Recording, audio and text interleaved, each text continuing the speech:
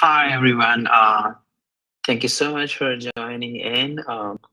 So I'm Josefa Habib. I'm the community manager at Google for South Asia Frontier region, which includes Pakistan, Sri Lanka, Bangladesh, and Nepal. So I'm managing these countries, particularly the developer communities in these countries. I'm happy to be part of this AICO virtual event. We are exactly in the third week of the campaign, and we are getting a great response. Thanks to all of you, first of all, that you show the interest and you're keen to learn about Google Cloud and particularly AI. So just to give you a history, so I will be bilingual. So uh, जैसा कि आप लोगों को पता है कि Cloud Study Jam is our annual campaign, and this is the sixth season. Uh, um, uh, Previously, it was branded as Clouds. Now we have rebranded it as AI Seco, and this is the sixth season.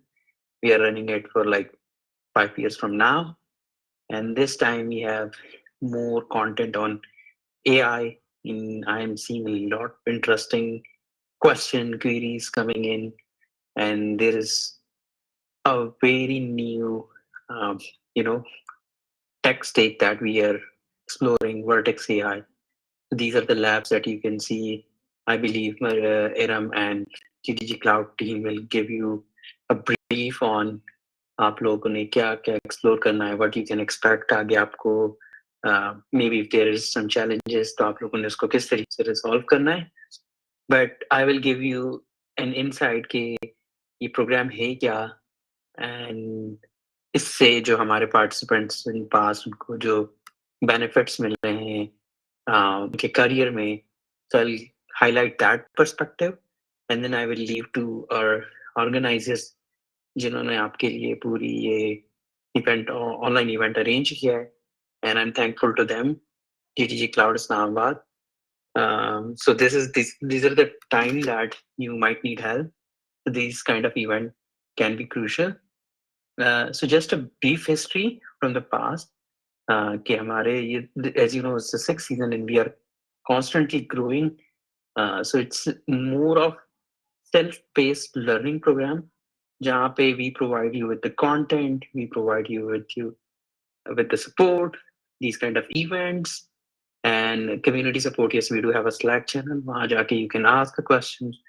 So this is how we just like trying to help you to learn Google Cloud and particularly AI. So what else beyond that? Learning के साथ साथ we are also incentivizing our developers with swags, with different categories. You can see on the website. If you do 4 skill badges, then you will get a tier 1 swag, and if you do 8 skill badges, you will get a tier 2 swag. The details, the graphics are already there. You can search on there. But the important thing that I wanted to highlight, जो कि personally मेरे दिल के करीब भी है, because I was also once a participant for Cloud Seco season 1 or 2. So is that you learn. You constantly learn. It's a sandbox environment. आप experiment के लिए आपके पास room होता है. You get the credits.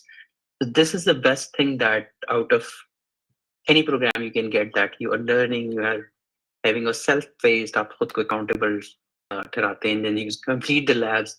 And once you do the skill badge, happy and excited as I can imagine. So keep on learning, because we are in the era where you need these kind of uh, to be ready. और अगर आप अपना startup कर रहे हैं, need to learn these skill set that will definitely help. So I highly recommend to continue with this program, to explore, to experiment, to try new things, because you have credits, you have time, nothing is stopping you. So I believe this is a great initiative from our team to upskill you in the latest technologies. Apart from that, one message that I would give you is that I would like to talk about one of the success story from the seasons. Uh, we had Mushara Bibi. So she was one participant in season 1 of Cloud Seco. Now it's AI Seco. So she completed the course, and she she was not Google Cloud, but she got her interest in Google Cloud, and then after that she started learning and exploring, and now currently she's part of a very big organization, um, and she's a level 2 engineer at DigitalOcean, I believe. So these kind of stories are very close to my heart, and these are the things that we would like to see from you people. And I wish आप लोग जाएं, programme को complete करें, upskill करें, experiment करें, explore करें. And Cloud Innovator program we do have. After that, you can join that, become a part of it, learn and explore. Or उसके साथ साथ you just need to also keep. It's not all about just learning in a dorm room or something like that, but also showcase your skill set that okay, you have learned this, so this is your time. And I would believe कि आप लोगों को um, personal branding करनी चाहिए. Personal branding maybe that can help you, and apart from that, it can grab potential employers for you. So you definitely need to go and uh, post about it on social media, particularly on LinkedIn. You have learned this skill or you have earned that. That will make an excitement, and everyone knows because you have access to the network across the world. Do use hashtag AI सीखो ताकि हमारे जो जितने leaders है company में, they will notice that okay, someone sitting in Islamabad, Peshawar, Karachi, Lahore, any part of the Pakistan, like Hatta, Miyawali, anywhere, they're learning these skills. So they will get aware, or आपके जो potential employers हो सकते हैं, if you're searching, so they might get to know कि अच्छा, this person has learned these kind of, so valuable asset to a company, and they might reach out to you, turn out to be a great thing. So this is all about, and I would not take much of your time because it's a technical session. I have conducted one, so I will. I believe Aram has prepared great stuff for you. आप लोग कुछ lab का she will walk you through. कुछ issues होंगे, कुछ एक lab करा. अगर आपके issues है तो you can ask her. She's also a cloud engineer. So yeah, that's all from my side, and I wish you good luck, happy learning. And this is, I'm very excited to see great stories from coming in from all of you. So with that, I would leave here and wishing you very good luck, happy learning, and do let us know through social media that you have learned these skills. So do post and use hashtag AI. Thank you so much, and बहुत बहुत शुक्रिया to have me. I would love to see, and I'm here. You can reach out and you can join Slack and just write us if you have any issues. And with that, I'm excited to get more stories when we dispatch the swags and everyone will be posting. So, बहुत शुक्रिया and thank you so much. Take care. Allah Hafiz. MashaAllah. Happy learning. Okay, so I'm expecting that everyone can hear me. So yes, this was a short session by Huzaifa Habib, who is the community manager. Now I would like to shift this towards our uh, community manager, who is Iram Zahra, and she will be taking some questions from you guys. And after that, she will be performing a mandatory lab for AICCO, and she will also tell you guys that how you guys can register for it, and आपको एक पूरे process के through लेके चलेंगे. So everyone please stick with us, and कोई भी question हो तो you guys can ask in question and answer session that we have opened for everyone. Thank you so much, Iram.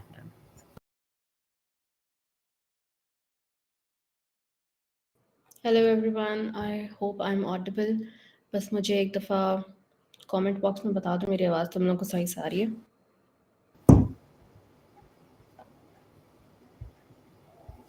Good हो गया.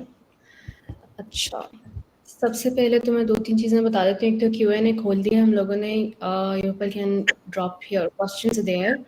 जो भी AI सीखो में अगर आप लोगों ने ऑलरेडी ज्वाइन कर लिया है AI सीखो के and you are already doing the labs और उसमें कोई इश्यूज आ रहे हैं तो आप उसको Q&A में ड्रॉप करते जाओ। जिन क्वेश्चंस के आंसर हम अभी दे सकेंगे, हमें पता है अगर कोई इशू इस तरह से सॉल्व हो रहा है तो हम अभी कर देंगे, और जो अभी नहीं हो सकेगा so we will make sure कि आप लोग रीच आउट करके उसका सोल्यूशन जो है वो हम बाद में भेज दें।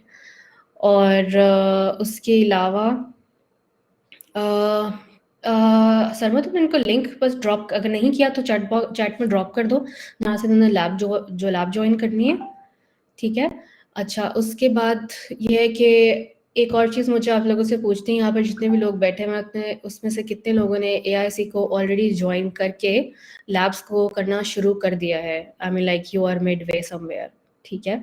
और जो लोग न्यू हैं वो सिर्फ न्यू लिख के कमेंट कर दें जिन्होंने अभी नहीं स्टार्ट किया। अच्छा, काफ़ी सारे लोग हैं, बल्कि ऑलमोस्ट 9 लोग हैं, गुड। अच्छा, अभी आप लोगों को पता है आज हो गई आई थिंक 13th, राइट? और हाँ, तो अभी आप लोगों के पास टाइम है, 20th को ये ख़त्म होगा, उससे पहले आप लोग अपनी लैब्स वगैरह कर सकते हो। अगर मैं बैक पे जाऊँ, मेरी सॉरी स्क्रीन तो मैंने शेयर नहीं की है, मैं भी करती हूँ share screen.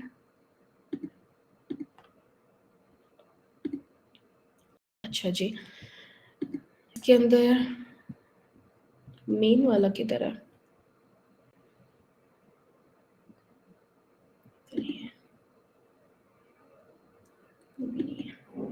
Wait a second.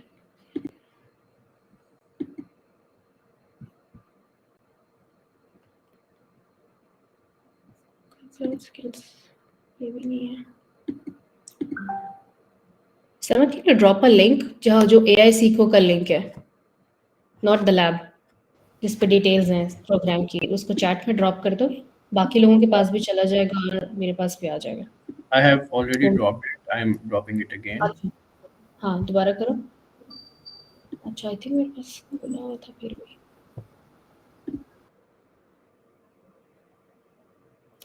Wait a second, ये खुल जाए तो। कमेंट में अस्सलाम वालेकुम इरम। इरम एक दफ़ा ओवरव्यू दे दें क्लाउड सीको ये प्रोग्राम का और हाँ, हाउ वही करना चाह रही हूँ, खुल रहा नहीं है लिंक, बस जस्ट बहुत गिव मी सारे अ लोग सेकंड। क्वेश्चन यही पूछ रहे हैं कि हम स्टार्ट मैं किस तरह करें इसको। बिल्कुल बता रही हूँ, मैं दोबारा से स्क्रीन शेयर कर रही हूँ। यही करना चाह रही हूँ, मुझे ना स्क्रीन वो एक दफ़ा खुल जाए लिंक तो फिर ये चल रहा है, सो जस्ट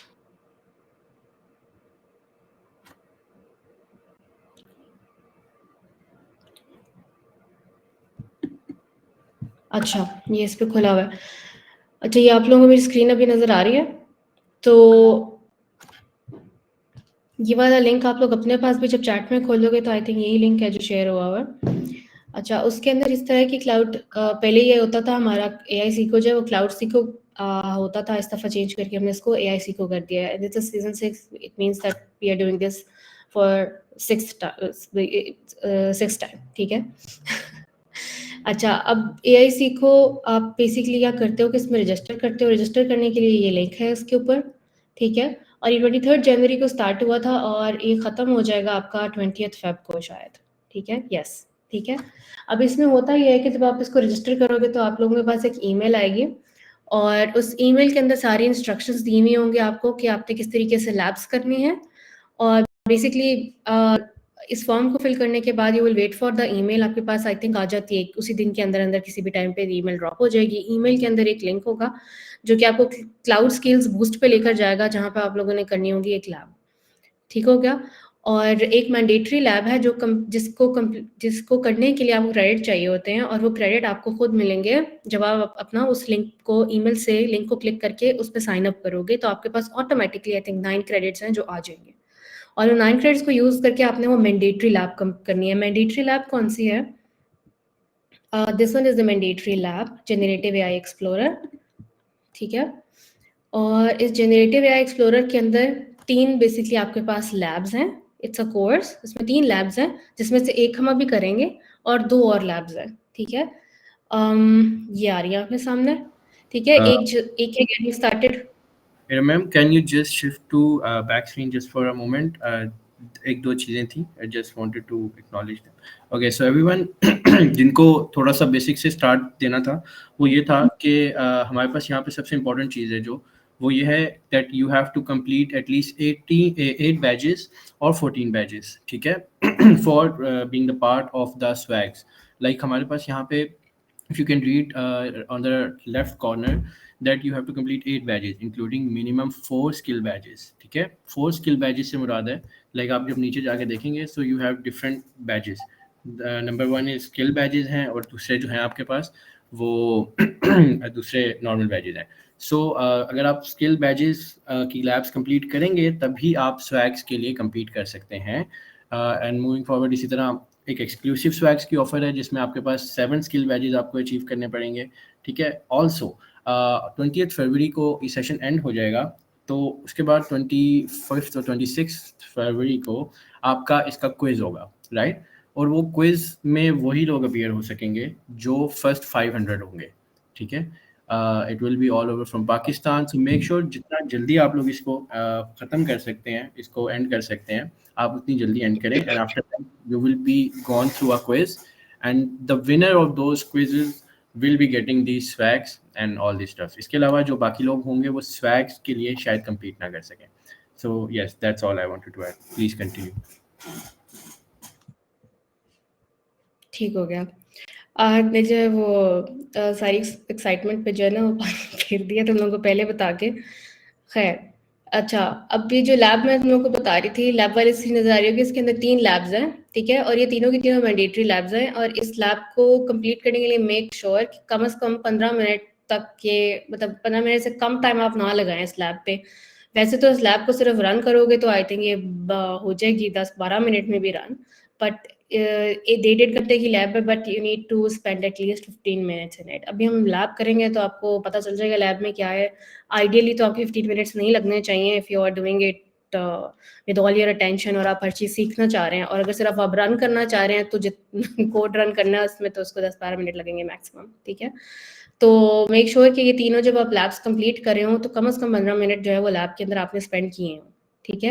ये लैब जब आपकी तीनों कंप्लीट हो जाएंगी तो आपके पास एक सर्टिफिकेट आ जाएगा, ठीक है, कंप्लीशन बैज आएगा। ये बैज हर कोर्स और हर लैब के एंड पे आपके पास मिलेगा आपको कि आपने कंप्लीट कर लिया है, और ये आपकी डेवलपर प्रोफाइल से लिंक्ड होगा जो कि आपने गूगल पे बनाई हुई होती है, और ये वहाँ पे शो हो रहा होगा, ठीक है। क्लाउड स्किल्स बूस्ट जो है ये, इसके ऊपर आपकी बैजेस शो हो रहे होते हैं। सो बेसिकली आप अपनी जो पब्लिक प्रोफाइल है वो कहीं पे शेयर करते हो तो ये सारे बैजेस जो हैं उस पर विजिबल होते हैं कि हमने क्या क्या कोर्सेज कंप्लीट किए हुए हैं इसके ऊपर। So it's a good thing. अच्छा, ये तीनों लैब्स कंप्लीट करने के बाद आपको और ज़्यादा आई थिंक 395 और समथिंग, मतलब 300 प्लस क्रेडिट्स हैं जो आपको मिलते हैं बाकी की लैब्स कंप्लीट करने के लिए। अब बाकी की लैब्स कौन सी कंप्लीट करनी है, ये रेगुलर बैजेस हैं आपके पास, इसमें से कोई भी, ठीक है। अब यहाँ पे क्वांटिटी दी हुई है कि कंप्लीट एटलीस्ट 8 बैजेस, आपने टोटल कम से कम 8 बैजेस लेने हैं, ठीक है, जिसमें से मिनिमम 4 स्किल बैजेस होने चाहिए, ठीक है। और फिर दूसरे पॉइंट पे उसने कहा है कि कंप्लीट एटलीस्ट 14 बैजेस, जिसमें से मिनिमम स्किल्ड बैजेस 7 होने चाहिए आपके पास, ठीक है। तो आपका जो है वो टियर अप हो जाएगा, ठीक हो गया। अब ये 2 हैं, अब 8 से कम करने पे तो आपको कुछ नहीं मिल रहा, तो बेसिकली आपने अपना प्रोग्राम कंप्लीट नहीं किया, मिनिमम 8 तो करने ही करने हैं।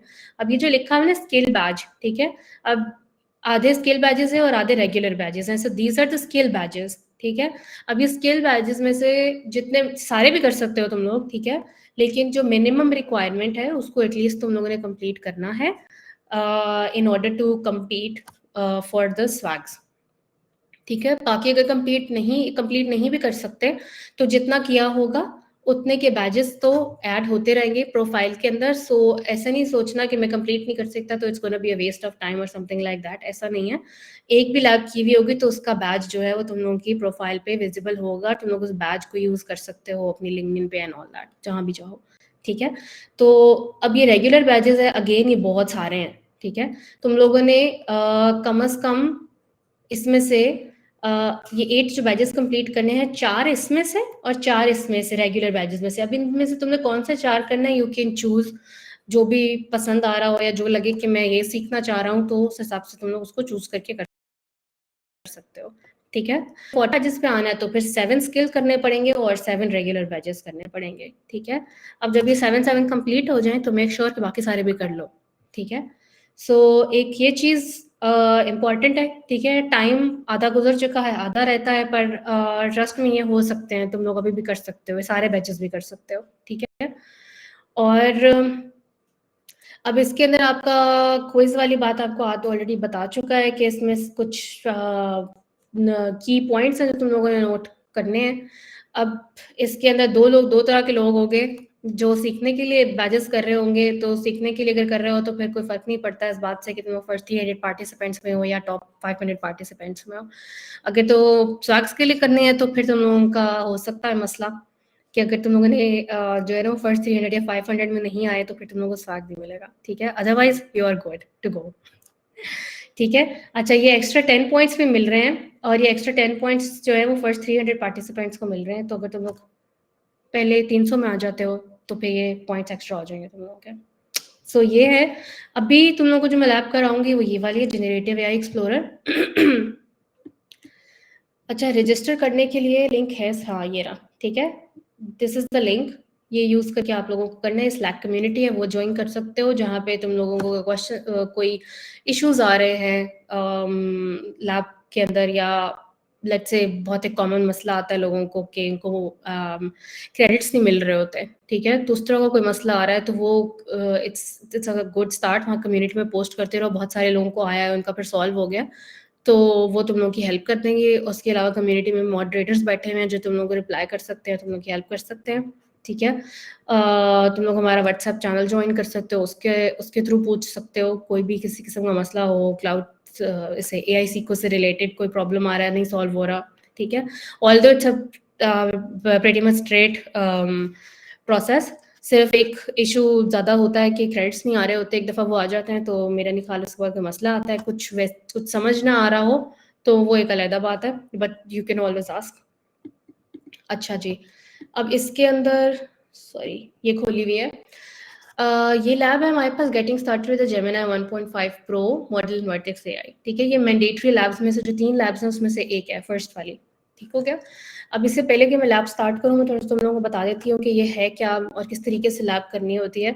अब क्लाउड स्किल्स बूस्ट जो है, प्रीवियसली इसको क्विक लैब्स बोलते थे, ये हमेशा से था, बट पहले ये क्विक लैब्स होता था। यहाँ पे होता ये है कि आप क्रेडिट्स यूज करते हैं, basically 1 credit let's say is equals to $1, ठीक है, for each lab that you do. Cloud AI सीखो का फायदा ये है कि you don't have to use your own money. आप लोगों को क्रेडिट्स जो है वो गूगल की तरफ से मिल जाते हैं and then you use those credits to perform these labs, ठीक है। एक लैब एक दफ़ा में नहीं होती तो you can always restart the lab, ठीक है। जितनी दफ़ा भी चाहो उतनी दफ़ा कर सकते हो, बट नोट दैट के जितनी दफ़ा लैब करोगे उतनी दफ़ा एक क्रेडिट जो है वो खर्च होएगा, ठीक है।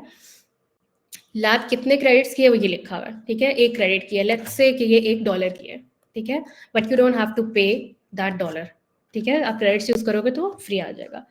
अब दूसरी चीज़ यहाँ पे लिखी हुई है कि कितनी देर की लैब है, ये 1 आवर 30 मिनट्स की है, ठीक है। अब समटाइम्स ये होता है कि ये लैब है, ठीक है, ज़रूरी नहीं है कि हर जितने भी तुम लोग का जो बैजेस कंप्लीट करे हो वो सब के सब लैब्स हों, ठीक है। कुछ कोर्सेज हो सकते हैं जिसमें तुम लोगों को वीडियोस देखनी होगी और मे बी क्विज सॉल्व करना हो, कुछ मिक्स भी हो सकता है जिसमें वीडियो भी होगी, लैब भी होगी, और कुछ सिर्फ लैब्स भी हो सकती है, ठीक है। So it's a mix of everything basically.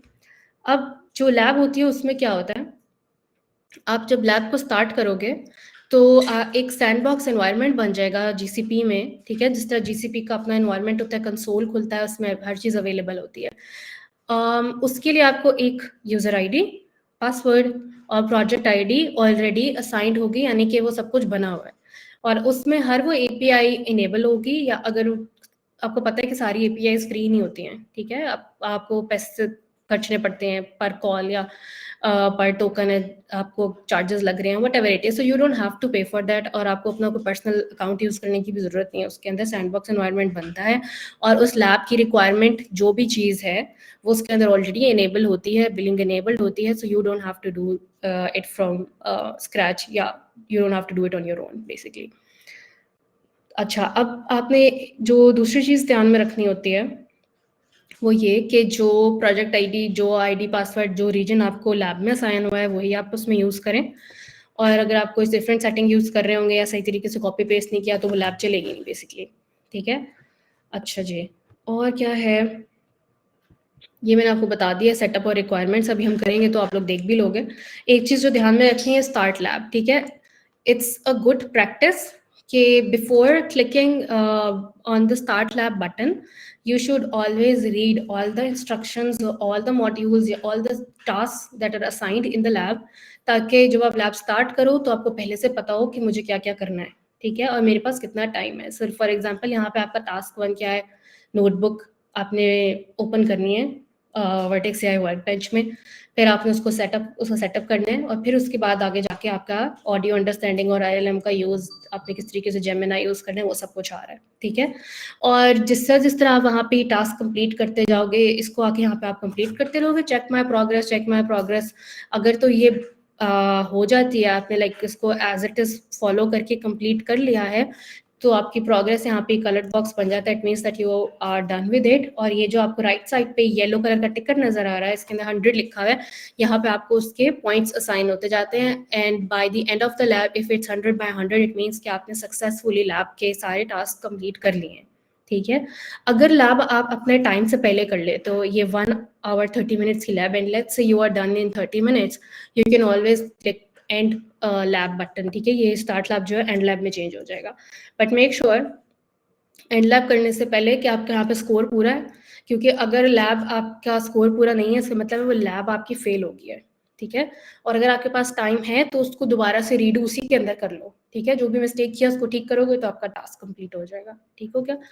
तो जो आपके पास टाइम है उसको, इसीलिए ये ज़रूरी है कि ये सारा कुछ पहले पढ़ लो, उसके बाद अपनी लैब स्टार्ट करो, ठीक है। और अपने पॉइंट्स को यहाँ पे इसको चेक करते रहो कि ये मुझे मिल रहे हैं, हर टास्क के ऊपर असाइन हो रहे हैं point, it means that I am doing fine. और दूसरी ये चीज़ कि यहाँ पे अपने टाइमर पे नज़र रखनी है कि जो मेरे लैब का टाइम चल रहा है उसी टाइम के अंदर मैंने लैब कंप्लीट कर लिया। लैब का टाइम बहुत एक्स्ट्रा होता है, लैब इतनी बड़ी नहीं होती, but still let's say you're stuck somewhere and if you want to study or experiment with different settings, और उसके अंदर आपको टाइम लग रहा है, तरीका ये है कि आप पहले अपने टास्क कंप्लीट कर लो and then do the experimentation, ठीक है। आपने कोई पैरामीटर्स चेंज करके देखने हैं, कोई सेटिंग हिला के देखनी है उसके अंदर, किसी और तरीके से कोड को चेंज करके चेक करके देखना है कि कैसे चलता है, which is a good practice and I think you should do that. लेकिन उससे पहले अपने मैंडेटरी टास्क कंप्लीट कर लो और फिर जब बचा हुआ टाइम है उसके अंदर अपनी एक्सपेरिमेंटेशन कर लो, ठीक है।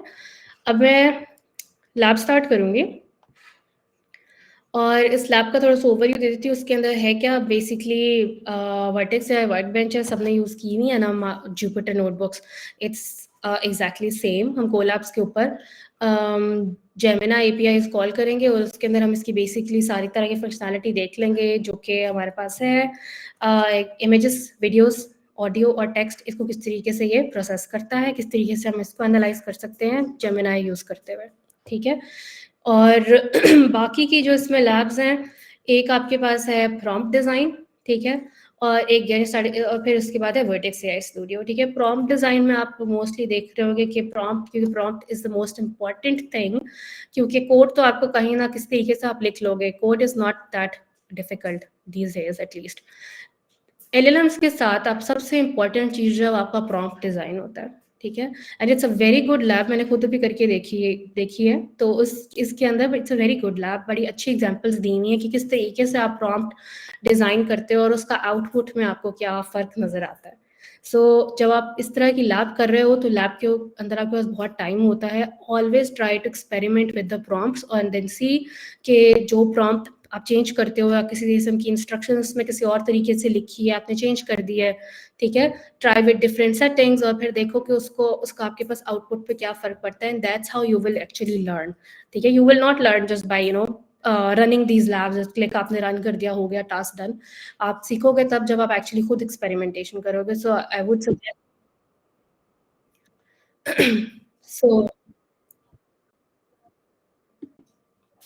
सो आई वुड सजेस्ट कि आप लोग जो है वो एक्सपेरिमेंटेशन अपनी खुद साथ साथ करते रहो। अच्छा, फिर आता है वर्टेक्स AI स्टूडियो, ठीक है। Vertex AI studio is another very interesting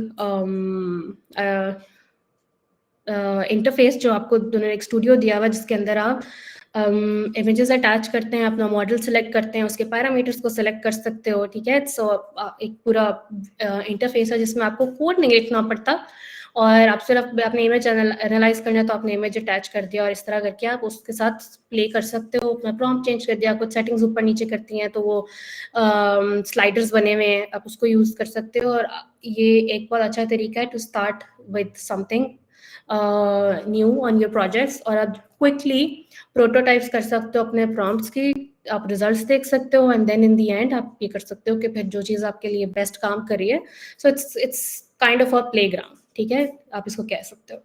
but अभी हम लोग एक ही लैब करेंगे, हम सारी नहीं कर सकते हैं, तो हमने मुझे ये लैब बेहतर लग रही थी कि हम ये वाली कर लेते हैं क्योंकि इसके अंदर मोस्टली हमने सारी फंक्शनैलिटीज़ जो हैं जेमिनाई की वो यूज़ की हैं। अच्छा खैर, अभी मैं करूँगी स्टार्ट लैब।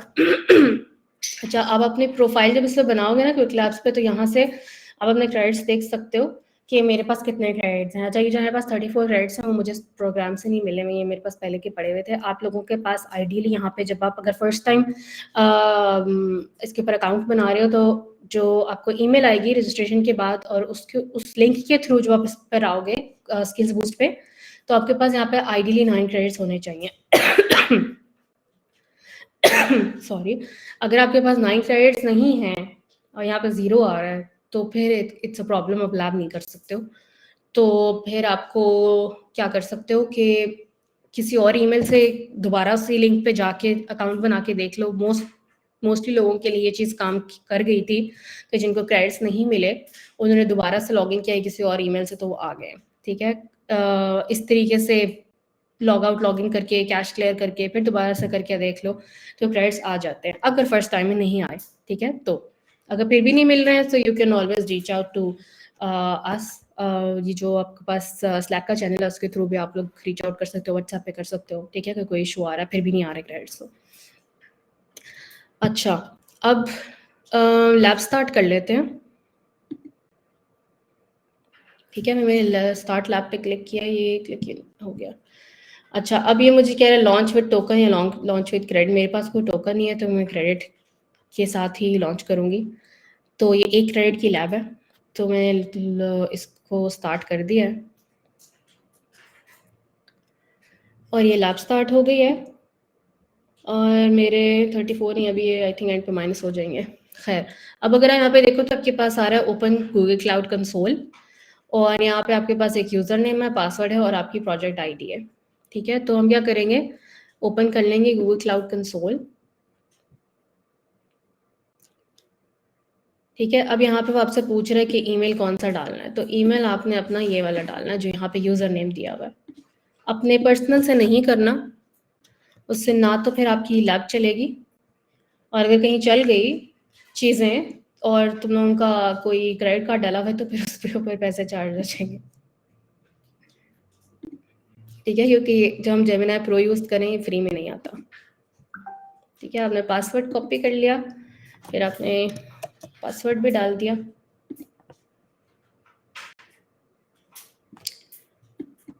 ठीक है। So let's wait. ठीक है, ये हमारी प्रोजेक्ट आईडी है, जो हमें ज़रूरत पड़ेगी इसकी तो फिर हम इसको डाल लेंगे। अच्छा, अभी हम यहाँ पे आ चुके हैं। साइन इन हो गया, हमने आज डाल दिया स्टेप, ठीक है, ठीक है। अब हमारा टास्क बन ये है कि हमने नोटबुक ओपन करनी है वर्टेक्स एआई वर्कबेंच में। चलो जी, ये तो कुछ मसला हो गया है।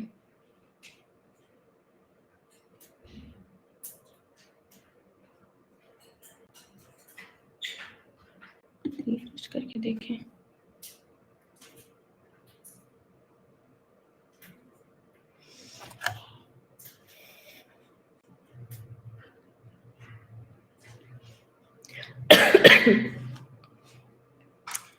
अरे यार, ये क्यों नहीं चल रहा? चलो दोबारा से करते हैं।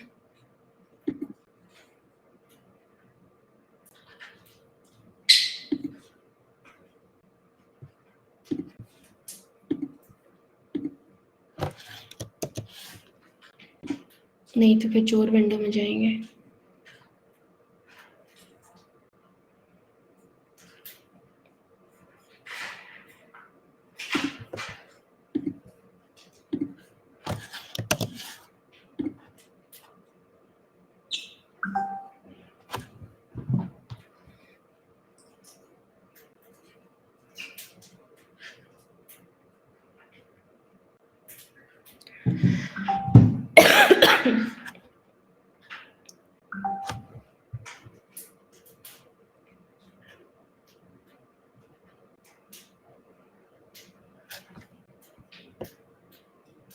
एक और चीज देख लेते हैं,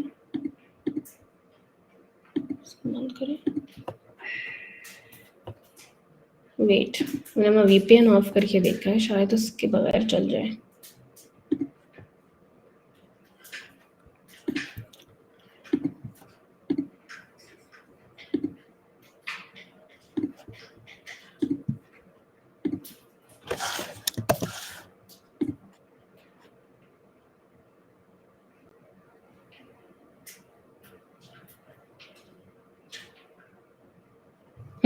VPN का मसला था, सॉरी।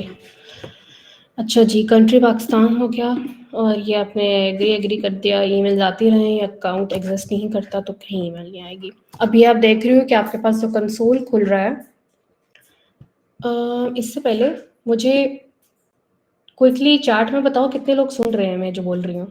एक तो मुझे वर्चुअल इवेंट्स में लगता है मैं अपने आप से बातें कर रही हूँ।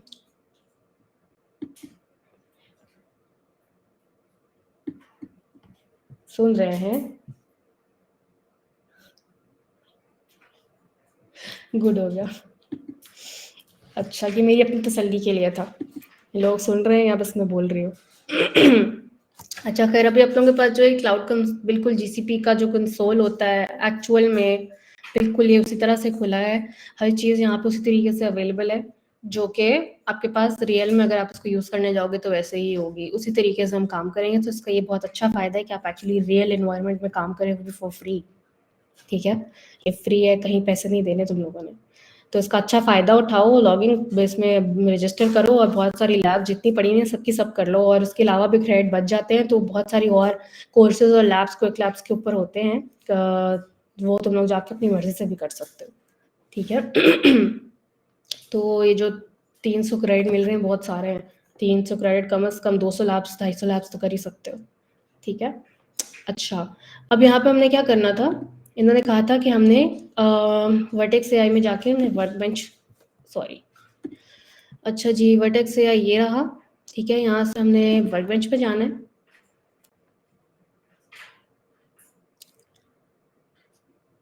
और वर्कबेंच पे जाके हमने जुपिटर लैब खोलना है।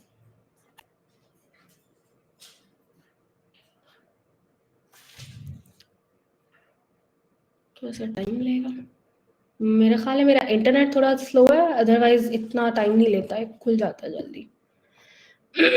उसके बाद वो क्या कहता है, इंट्रो टू जेमिनाई 1.5 प्रो, ये फाइल वहाँ पे ऑलरेडी बनी हुई होगी, इसको हमने खोलना होगा। फिर हम अपना कर्नल सेलेक्ट करेंगे, पाइथन 3 यूज़ करनी है हमने, and then we will use project ID। तो ये वाली हमारी प्रोजेक्ट ID है, जो यहाँ पे जो दी हुई है, ये जो लिखी हुई है दो सेम है। ठीक है, और लोकेशन हम यूज़ करेंगे US West 1। तो हम अपनी नोटबुक खुली है तो उसको सेट कर लेते हैं।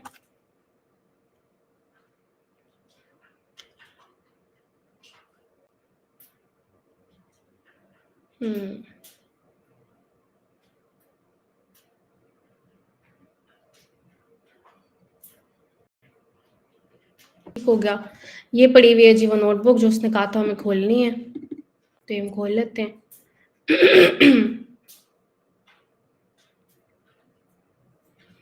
कर्नल हमारे पास अभी देखो पायटॉर्च और टेंसरफ्लो ब्ला ब्ला पड़ा हुआ है, लेकिन हमें उसको क्योंकि पाइथन 3 बोला है तो हमने पाइथन 3 ही सिलेक्ट करना है। हाँ जी, हो गया, ठीक है। तो यहाँ पे अच्छा, प्रोजेक्ट ID कॉपी कर लो अपनी, हो गई कॉपी, और US West 1 याद रखेंगे हम। अच्छा, अब ये आपका जुपिटर लैब, इट्स सिमिलर, जो हम जुपिटर नोटबुक्स, जो जुपिटर लैब्स आप लोग नॉर्मली यूज़ करते हो, ये सेम वही चीज़ ही है। ठीक है। उसके अलावा अगर आप लोग ये लैब ख़त्म कर लेते हो या आप लोगों का दिल करे कि कोड आपके पास अवेलेबल रहे आगे हेल्प के लिए, आई थिंक रन करने के लिए तो तुम शायद फ्री में नहीं कर सकोगे, but you can still keep the code. तो उसकी कोलैब पड़ी हुई है, उसको भी कॉपी कर सकते हो, और ये गिटहब के ऊपर भी पड़े हुए हैं कोड, तुम लोग उसको भी यूज़ कर सकते हो, ठीक है। यानी कि अगर लैब ख़त्म हो जाती है, आप लोगों के क्रेडिट्स भी ख़त्म हो जाते हैं, आपका जो भी कंसोल में प्रोजेक्ट बना था, जाहिर सी बात है वो ऑटो डिस्ट्रॉय हो जाएगा। तो कोड अपने पास रखने का अच्छा तरीका यह है कि इसको यहाँ से ओपन इन कोलैब करके अपने पास रख लो, उसको कॉपी कर लेना कोलैब को, तो वो तुम लोगों के पास रहेगी, ठीक है। अच्छा, अब हम साथ साथ कर लेते हैं कोड रन, ठीक है। तो ये तो हमने जिसकी AI प्लेटफॉर्म है वर्टेक्स AI SDK, उसको इंस्टॉल करना है तो वो हो जाएगा। फिर उसके बाद हमने अपना रन टाइम रीस्टार्ट करना है ताकि हमने जो अभी इंस्टॉलेशन किया हम उसे यूज़ कर सकें। अच्छा, ये हो जाएगा। फिर अगर हम कोलैब यूज़ कर रहे हैं तो ये कोलैब पे चलाना होता है, इस पर चला लोगे तो कोई फ़र्क नहीं पड़ेगा। अच्छा, अब ये आ गया आपका प्रोजेक्ट आईडी वाला, ठीक है। अब तो जो प्रोजेक्ट आईडी और लोकेशन यूज़ करनी है, जो हमें इन्होंने यहाँ पे प्रोवाइड किए हैं, हम वहाँ से कॉपी करेंगे। ओह सॉरी, किधर थी मेरी प्रोजेक्ट? यही है प्रोजेक्ट आईडी, मैंने कॉपी की हुई थी और ये था US वेस्ट 1। चलो जी, हम इसको रिप्लेस कर लेते हैं, ठीक है। और ये था US वेस्ट 1 भी मैं कॉपी कर लूँ, पता लगे मैं खुद लिखूँ तो फिर सही तरह से।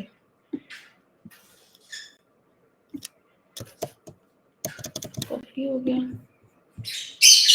ये आ गई हमारी लोकेशन, ठीक है। और ये हमारा कोड जो है अभी चल रहा है, सो लेट्स वेट जब तक ये चलता है।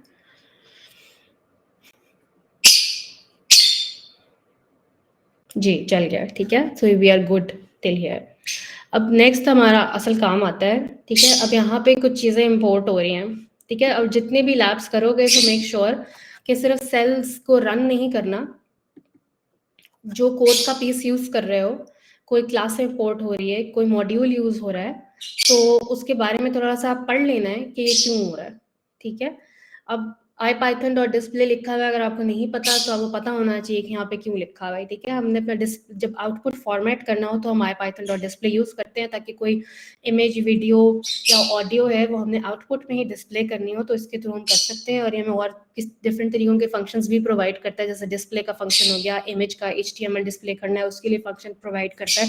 So it's a Python thing, ठीक है। अब नेक्स्ट आप ये देखो तो जनरेटिव मॉडल्स जो हैं, ठीक है। जनरेटिव मॉडल्स मॉड्यूल, ठीक है, जिसके थ्रू हम अब जो भी हम GenAI का काम कर रहे हैं, Gemini से इंटरेक्ट कर रहे हैं या हम LLMs को कॉल कर रहे हैं, वो सब क्लासेस जो हैं हम जनरेटिव मॉडल्स के मॉड्यूल से इंपोर्ट करेंगे। फिलहाल हमने ये 4-5 चीज़ें इंपोर्ट की हुई हैं, generative config, generative model, harm block threshold, harm category और पार्ट, ठीक है। तो अब आपको इनको यूज़ करने से पहले पता होना चाहिए कि हमने इंपोर्ट क्यों किया है, ठीक है। So whenever you are doing any lab, अगर यहाँ पे नहीं लिखा हुआ कि ये क्यों हमने इंपोर्ट किए हैं, so just copy these, Google it, ठीक है। आप उसको या डॉक्यूमेंटेशन खोल लो अपने साथ, ताकि आपको पता हो कि ये और कौन सी फंक्शनैलिटीज़ देता है, ठीक है। क्योंकि अब ये जो जनरेशन कॉन्फिग की क्लास है, इसमें और कौन कौन सी चीज़ें हम कर सकते हैं, ये सारी की सारी नहीं होंगी इस एक्सरसाइज में, ठीक है। But it's a good idea कि आप इस कोड को करते हुए साथ साथ जाके देख लो जनरेशन कॉन्फिग में हम और क्या क्या चीज़ें कर सकते हैं, ठीक है। तो आपकी जनरेशन कॉन्फिग, ठीक है, करती क्या है, नाम से थोड़ा सा ऑब्वियस है, ठीक है। कोई भी कॉन्फ़िगरेशन सेटिंग्स जो होती हैं वो अगर आपने चेंज करनी हो तो आप इस क्लास को यूज़ करके वो कर सकते हैं। कॉन्फ़िगरेशन किस तरह की हो सकती है, जैसे पैरामीटर्स होते हैं हमारे पास, टेम्परेचर का पैरामीटर हो गया, ठीक है। टॉप पी का पैरामीटर होता है। इस तरह के जितने भी जब आप जो भी टेक्स्ट जनरेट होता है, मॉडल का आउटपुट जनरेट होता है, उसको कंट्रोल करने के लिए, उसको ट्वीक करने के लिए, उसको फाइन ट्यून करने के लिए यहाँ पे बहुत सारे पैरामीटर्स होते हैं जिसको हम ट्यून कर सकते हैं, और वो हम जनरेशन कॉन्फिग की क्लास के थ्रू एक्सेस करते हैं, ठीक है। इसी तरह पर जनरेटिव मॉडल की क्लास, अब जनरेटिव मॉडल की क्लास क्या है, हम कौन सा मॉडल यूज़ करते हैं, हम उसको क्या इंस्ट्रक्शंस भेजते हैं, वो हम जनरेटिव मॉडल की क्लास के थ्रू करते हैं। जैसे हमने कोई सिस्टम इंस्ट्रक्शन देनी है, हमें मॉडल कौन सा यूज़ करना है, उसकी आईडी देनी पड़ेगी, तो वो हम जनरेटिव मॉडल की क्लास के थ्रू देंगे। फिर हमारे पास आ जाता है हार्म ब्लॉक थ्रेशोल्ड और हार्म कैटेगरी, ठीक है, ये दोनों एक साथ ही यूज होते हैं। हार्म ब्लॉक थ्रेशोल्ड जो है ये थ्रेशोल्ड सेट करता है जिस तरह अब हार्मफुल कोई भी कंटेंट है उसको ब्लॉक करने के लिए, ठीक है। और जो हार्म कैटेगरी है, ठीक है, वो बेसिकली आपको और ज़्यादा कैटेगरी वाइज जो है आप जाके ब्लॉक कर सकते हो कि कौन सी हार्म कैटेगरी, अभी हम आगे देखेंगे 3-4 इन्होंने दी भी हुई हैं, कौन कौन सी हार्म कैटेगरी जो है वो हम ब्लॉक कर रहे हैं और उसका क्या थ्रेशोल्ड रख रहे हैं, यानी कि किस हद तक ब्लॉक करना है, ठीक है। लेट्स से लो हार्म है तो भी ब्लॉक करना है या जाने दें, या सिर्फ हाई हार्मफुल कंटेंट को ही हमने ब्लॉक करना है। So that is how you set these settings to control के आउटपुट में हमें क्या चीज़ नज़र आनी चाहिए। फिर आता है पार्ट हम लोग तब यूज़ करेंगे। सो बेसिकली आपको जेमिनी जो है वो मल्टी मॉडल है, ठीक है। आपने जब टेक्स्ट, इमेज, वीडियो, इस तरह की चीज़ें इकट्ठी इनपुट आउटपुट में आपको चाहिए हो तो फिर हम पार्ट की क्लास को यूज़ करते हैं, जो कि हम आगे यूज़ करेंगे, ठीक हो गया। सो इसीलिए हमने ये सारी चीज़ें यहाँ पे इंपोर्ट की हैं क्योंकि हमने इनको आगे यूज़ करना है, ठीक है। वो क्यों यूज़ करना है वो मैंने आपको बता दिया है। और अगर ये लैब कर रहे होगे and if you want to do more experimentation, जाके डॉक्यूमेंटेशन में देखो और मैं क्या क्या कर सकता हूँ इस क्लास में, और क्या क्या है जिसको मैं ट्वीक कर सकता हूँ या मैं उसको चेंज करके देखता हूँ कि यार क्या मेरे पास आउटपुट आएगा, लेट्स से, ठीक है। तो वो खुद तुम लोग उसको चेक कर सकते हो। अच्छा, अब हमारे पास ये मॉडल आईडी है, मैं चलाया नहीं है, सॉरी। अच्छा, अब ये मॉडल आईडी हमने लिखी हुई है, जेमिनी 1.5 प्रो यूज कर रहे हैं हम लोग। इसके अलावा कोई और मॉडल यूज करना चाह रहे हो जेमिनी का कोई और वर्जन, तो यहाँ पे उसकी मॉडल आईडी देनी पड़ेगी। ये जनरेटिव मॉडल की क्लास है, यहाँ पे हम इसको मॉडल आईडी देंगे तो हमारा मॉडल लोड हो जाएगा, ठीक है। और ये मॉडल लोड हो गया है, लेकिन नीचे हमने क्या किया है कि हमने सिर्फ मॉडल लोड करने के साथ साथ उसको कुछ इंस्ट्रक्शंस भी देनी है, ठीक है। तो दोबारा से यहाँ पे देखो जनरेटिव मॉडल की क्लास ही यूज हो रही है, उसके अंदर हमने क्या किया, उसको मॉडल आईडी दी है। मॉडल आईडी यही है जेमिनी 1.5 प्रो वाली, ठीक है। और हमने इसके साथ उसको दिए हैं सिस्टम इंस्ट्रक्शंस, ठीक है। अब सिस्टम इंस्ट्रक्शन क्या होती है, जब भी हम कोई बॉट बनाते हैं या कोई एलएलएम है, हमने उसको कोई पर्सोना देना हो या हमने उसको कोई इंस्ट्रक्शन फीड करनी हो उसके दिमाग में कि that is how you are going to perform, इसके अलावा तुमने कुछ नहीं करना, ठीक है। क्योंकि एलएलएम है ना, वो तो कुछ भी मैं पूछूंगी तो वो मुझे बताएगा। अगर इस तरह से मैंने ये किया है मॉडल, ठीक है, अगर मैं अब इस मॉडल को कुछ भी पूछूंगी तो ये मुझे बिल्कुल ऐसे ही बताएगा जैसे हम जेमिनी के जो हमें जनरली मिला हुआ है वैसे ही हम जाकर उसको कुछ भी पूछ रहे हैं, चैट जीपीटी पे चले जाते हैं, ठीक है, उसको कुछ भी पूछते रहते हैं, वो कुछ भी बताता रहता है, ठीक है। उसका कोई स्पेसिफिक टास्क नहीं, तो ये उस तरीके से काम करेगा अगर मैं इसको कोई सिस्टम इंस्ट्रक्शंस नहीं दूंगी। पर यहाँ पे सिस्टम इंस्ट्रक्शंस में इसने लिखा है योर हेल्पफुल लैंग्वेज ट्रांसलेटर। तो पहली बात तो ये होगी कि इस तरफ लैंग्वेज ट्रांसलेटर है, उसके अलावा आप इसे कुछ पूछें तो उसको नहीं बताना चाहिए। फिर दूसरी चीज में वो कहते हैं your mission is to translate text in English to French. अब लैंग्वेज ट्रांसलेटर कोई भी लैंग्वेज कहीं भी ट्रांसलेट कर सकता है, तो दूसरा इसको क्या कहा कि आपका काम सिर्फ इंग्लिश टू फ्रेंच है, इसके अलावा कोई और लैंग्वेज ट्रांसलेट ही नहीं करा। इसी तरीके से यहाँ पे हम एक्सपेरिमेंटेशन ऐसे कर सकते हैं कि हम इसी सिस्टम इंस्ट्रक्शंस में डाल दें, यानी तुम फ्रेंच टू इंग्लिश करोगे या तुम इंग्लिश टू उर्दू करके दिखाओ। और फिर हम तीसरी और चौथी इस तरह के इंस्ट्रक्शन डाल सकते हैं कि तुम्हारे पास अगर लेट्स से 10 वर्ड से बड़ा सेंटेंस आए तो तुमने उसको ट्रांसलेट नहीं करना, कुछ भी, ठीक है, इस तरह। तो ये एक्सपेरिमेंटेशन होती है बेसिकली, अपने सिस्टम इंस्ट्रक्शंस किस किस तरीके से डाल के देख सकते हो, या इसको चेंज कर दो, you are not a language translator, you are something else, और कुछ और सोच के डाल दो, ठीक है। तो तुम उसको सही से टेस्ट कर सकते हो। अच्छा, अब आती है जनरेशन कॉन्फिग, ठीक है। ये जो कॉन्फिग क्लास बात करी थी मैं उसकी, ये जनरेशन कॉन्फिग, यहाँ पे हमने कुछ सेटिंग्स सेट की हैं, ठीक है। इसमें से एक सेटिंग्स है हमारी टेम्परेचर, ठीक है। फिर हमने टॉप पी सेलेक्ट किया है और टॉप के सेलेक्ट किया है। अब यहाँ पे ये सीन है। अच्छा, मुझे अगर तुम लोग का को भी थोड़ा सा इंगेज रखना चाह रही हूँ, मुझे कोई बता सकता है टेम्परेचर, टॉप पी और टॉप के क्या होता है, या कैंडिडेट काउंट है या मैक्स आउटपुट टोकन है, हमने क्या सेटिंग्स की हुई हैं। जस्ट अ क्विक चैट में मुझे जल्दी जल्दी से वेरिएबल्स लिखा है किसी ने, वेरिएबल्स तो ये हैं पर ये क्यों है यहाँ पे, मैं ये पूछना चाह रही हूँ। इनका मकसद क्या है?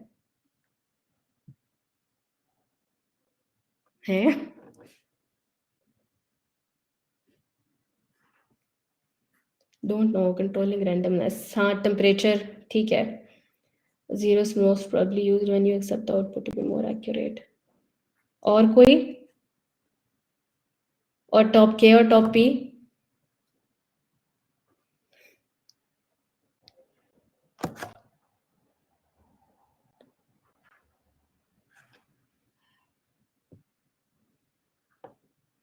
चैट जीपीटी करते हैं, ठीक है यार। अच्छा, ठीक है, तुम लोग चैट जीपीटी कर लो। अच्छा, अब टेम्परेचर यहाँ पे मैंने 0.9 रखा हुआ है। टेम्परेचर की वैल्यू जो है वो 0 भी रख सकते हो, टेम्परेचर की वैल्यू पूरी 1 भी रख सकते हो, ठीक है। अब अगर मैं टेम्परेचर 0 करती हूँ तो बेसिकली जो मेरा रिजल्ट आएगा वो वही होगा जो मोस्ट प्रिडिक्टेबल है। जो रैंडमनेस है वो कम हो जाएगी इसके अंदर, ठीक है। और ये कह सकते हो कि डिटर्मिनिस्टिक हो जाएगा, ठीक है। इसको दूसरे अगर मैं टेक्निकल वर्ड्स में थोड़ा सा बोलूँ तो मेरा आउटपुट जो है यानी कि जो जनरेशन होगी वो थोड़ी सी डिटर्मिनिस्टिक होगी। और अगर मैंने इसको बहुत क्रिएटिव रखना है, बट मेक श्योर कि जब आप क्रिएटिवनेस बढ़ा देते हो या रैंडमनेस बढ़ा दोगे तो मॉडल हेलुसिनेट भी करता है, ठीक है। So it's not always a good idea कि आप इन वैल्यूज को हायर एंड पे रखें, ठीक है। अब ये टेम्परेचर भी जब आप सेट करते हो तो इट डिपेंड्स आप किस किस्म का टास्क करवा रहे हो and what do you want to achieve, क्या गोल है तुम लोगों का। उसके जितने भी पैरामीटर्स हैं, हर बंदे हो सकता है मेरे लिए जो है वो 1 का temperature is working fine for me, but किसी और के यूज केस में उसको 0 का टेम्परेचर ज्यादा बेहतर है या 0.5 is working fine for them, ठीक है। तो ये जितने भी कॉन्फ़िगरेशन सेटिंग्स यहाँ पे जो भी पैरामीटर सेट किए हुए हैं हमने, ये हर किसी के अपने यूज केस के हिसाब से होते हैं और ये आपको थोड़ी सी एक्सपेरिमेंटेशन से ही पता चलता है कि what is working best in what scenario basically. फिर हमारे पास होता है टॉप पी और टॉप के। टॉप के इज सिंपल, ठीक है, ये भी सैम्पलिंग टेक्निक है। अब इट मीन्स के your model will only consider the top के मोस्ट लाइकली टोकन्स, ठीक है। हर जनरेशन स्टेप पे वो जो भी टॉप मोस्ट होंगे, के का मतलब है लेट्स से के इज इक्वल्स टू 10, तो वो टॉप 10 जो है वो सिलेक्ट कर लेगा, ठीक है। अगर आप स्मॉलर वैल्यू यूज कर रहे हो के की तो आपकी जो मॉडल की चॉइसेस हैं वो लिमिट हो जाती हैं, ठीक है। और आउटपुट आप कह सकते हो मोर फोकस्ड हो जाता है, बट अगेन फिर आपके मॉडल के पास चूज करने के लिए कम एरिया होगा। अब टॉप पी की बात कर लेते हैं, ठीक है। Top P is also sampling technique, इसको न्यूक्लियर सैम्पलिंग भी बोलते हैं, ठीक है। अब टॉप पी क्या करती है, ठीक है। टॉप पी आपके अगर लेट से इसकी वैल्यू मैं 1 रख देती हूँ, ठीक है, तो जितने भी टोकन्स हैं वो सब के सब कंसिडर होंगे। आपको पता है ना, जब मॉडल जनरेशन कर रहा होता है जितनी भी, तो हर वर्ड को हर चीज़ को एक प्रोबेबिलिटी असाइन होती है और उसके बाद वो मॉडल उसमें से सेलेक्ट करता है, चीज़ें जनरेट करके हमें आउटपुट दिखाता है, ठीक है। इट मीन्स हर टोकन की कोई ना कोई प्रोबेबिलिटी होती है। अब जो टॉप पी है वो प्रोबेबिलिटी पे काम करता है, ठीक है। और अगर मैं कहती हूँ कि मेरी जो है वो बहुत मैं लो वैल्यू रख लेती हूँ, ठीक है, टॉप पी की एक लोअर वैल्यू रख दी है, तो इसका मतलब है कि model will only consider the most likely tokens, जिसकी कम्युलेटिव प्रोबेबिलिटी जो है वो एक्सीड कर जाएगी जो भी हमने वैल्यू स्पेसिफाई की है उससे, ठीक है।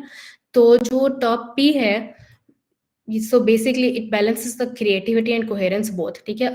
अब ये तीनों मिल के काम अगर कर रहे हैं, या आपने टेम्परेचर ज़्यादा रख लिया तो फिर टॉप पी को स्ट्रिक्ट कर लो, ठीक है, या आपने टेम्परेचर कम कम रखा है तो फिर थोड़ा सा टॉप पी को लूज रख लो, ठीक है।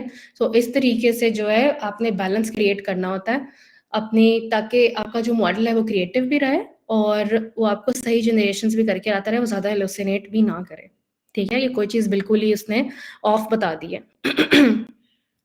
फिर हमारे पास आते हैं जी कैंडिडेट काउंट और मैक्स आउटपुट टोकन्स। अब कैंडिडेट काउंट ये होता है कि मॉडल्स कितनी सीक्वेंसेस जनरेट करेगा before giving you one sequence जो आपके पास आउटपुट में आ रही है, यानी कि अगर कैंडिडेट काउंट 10 है तो वो 10 सीक्वेंसेस जनरेट करेगा, फिर उस 10 में से एक जो भी चूज करेगा जो बेहतर उसको लगेगी बेस्ड ऑन अदर फैक्टर्स, उसकी प्रोबेबिलिटी एंड ऑल दैट, तो फिर वो आपको दिखाएगा। अगर यहाँ पे कैंडिडेट काउंट 1 लिखा हुआ है तो इसका मतलब है कि वो एक ही करेगा, यानी कि आपके मॉडल के पास कोई चॉइस नहीं है, एक ही सीक्वेंस जनरेट होगी, वो आपके पास आ जाएगी, ठीक हो गया। अगर आप इसकी वैल्यू ज़्यादा बड़ी रख देते हो, लेट्स से मैंने रख दी है 10, तो इसमें क्या होगा कि मेरा मॉडल शायद बहुत अच्छे रिजल्ट्स जनरेट करना शुरू कर दे, क्योंकि उसके पास चूज करने के लिए वो बहुत सारी डिफरेंट तरीकों के सीक्वेंसेस जनरेट करेगा और फिर मुझे दिखाएगा।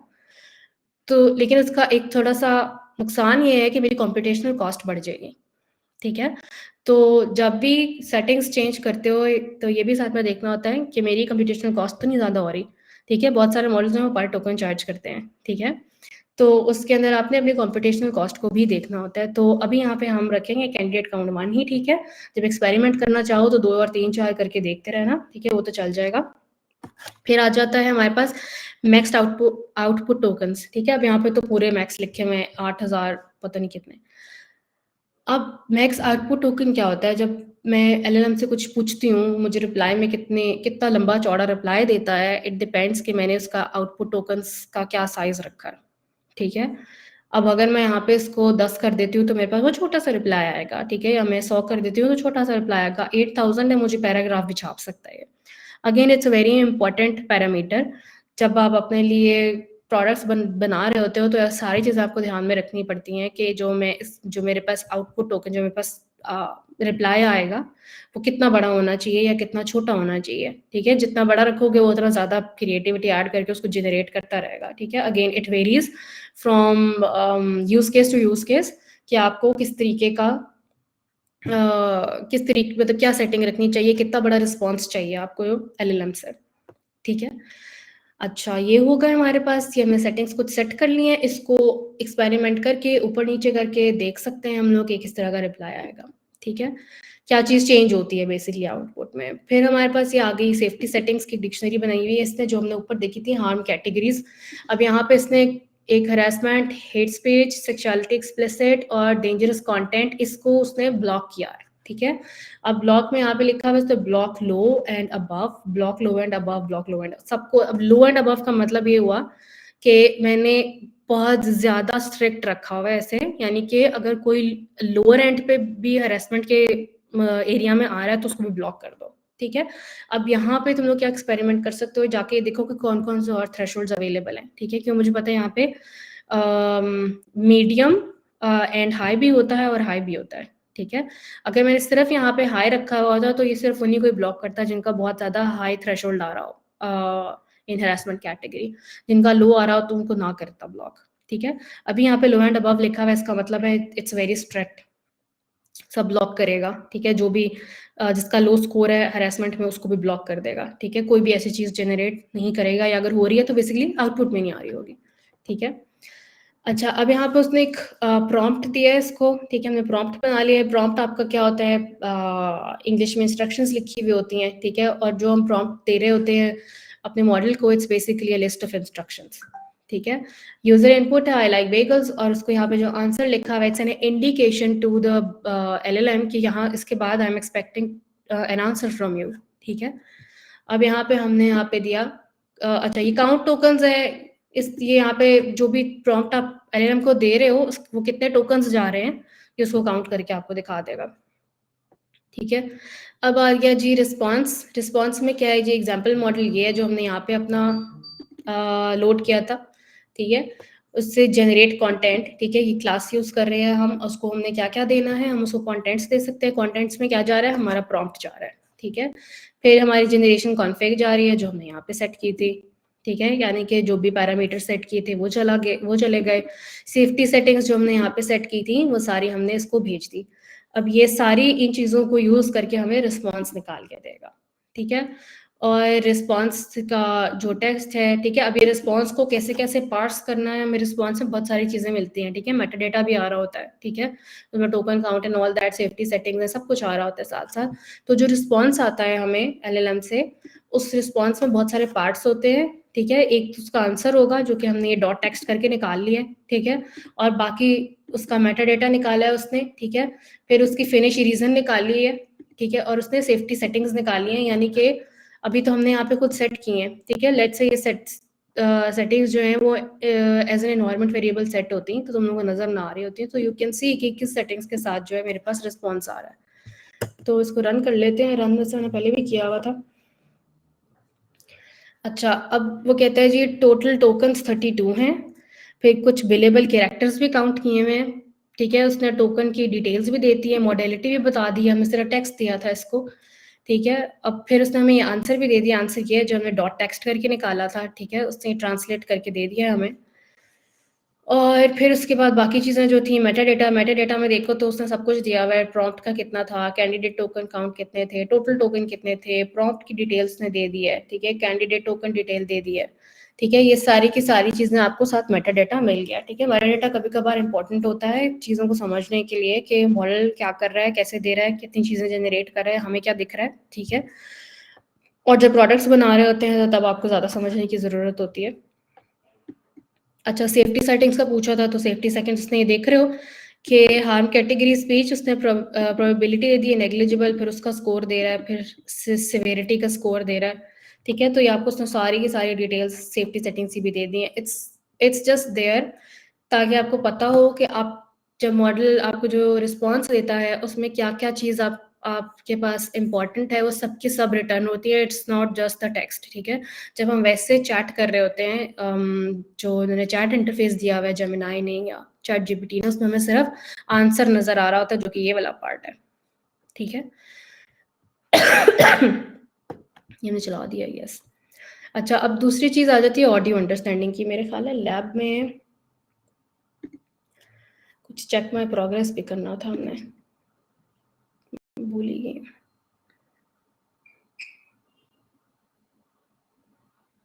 ठीक है, ये असेसमेंट कंप्लीट होगी क्योंकि ये काम हम कर चुके थे और ये 20 स्कोर भी मिल गया है। अब हम ऑडियो अंडरस्टैंडिंग वाले पार्ट पे हैं,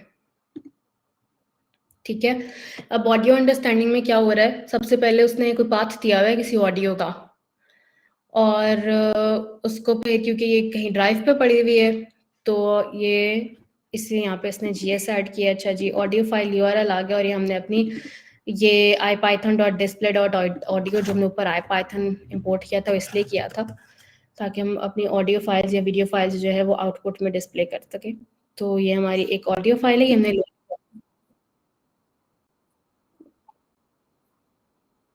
खैर ये 10 मिनट किया तो हम नहीं सुन रहे।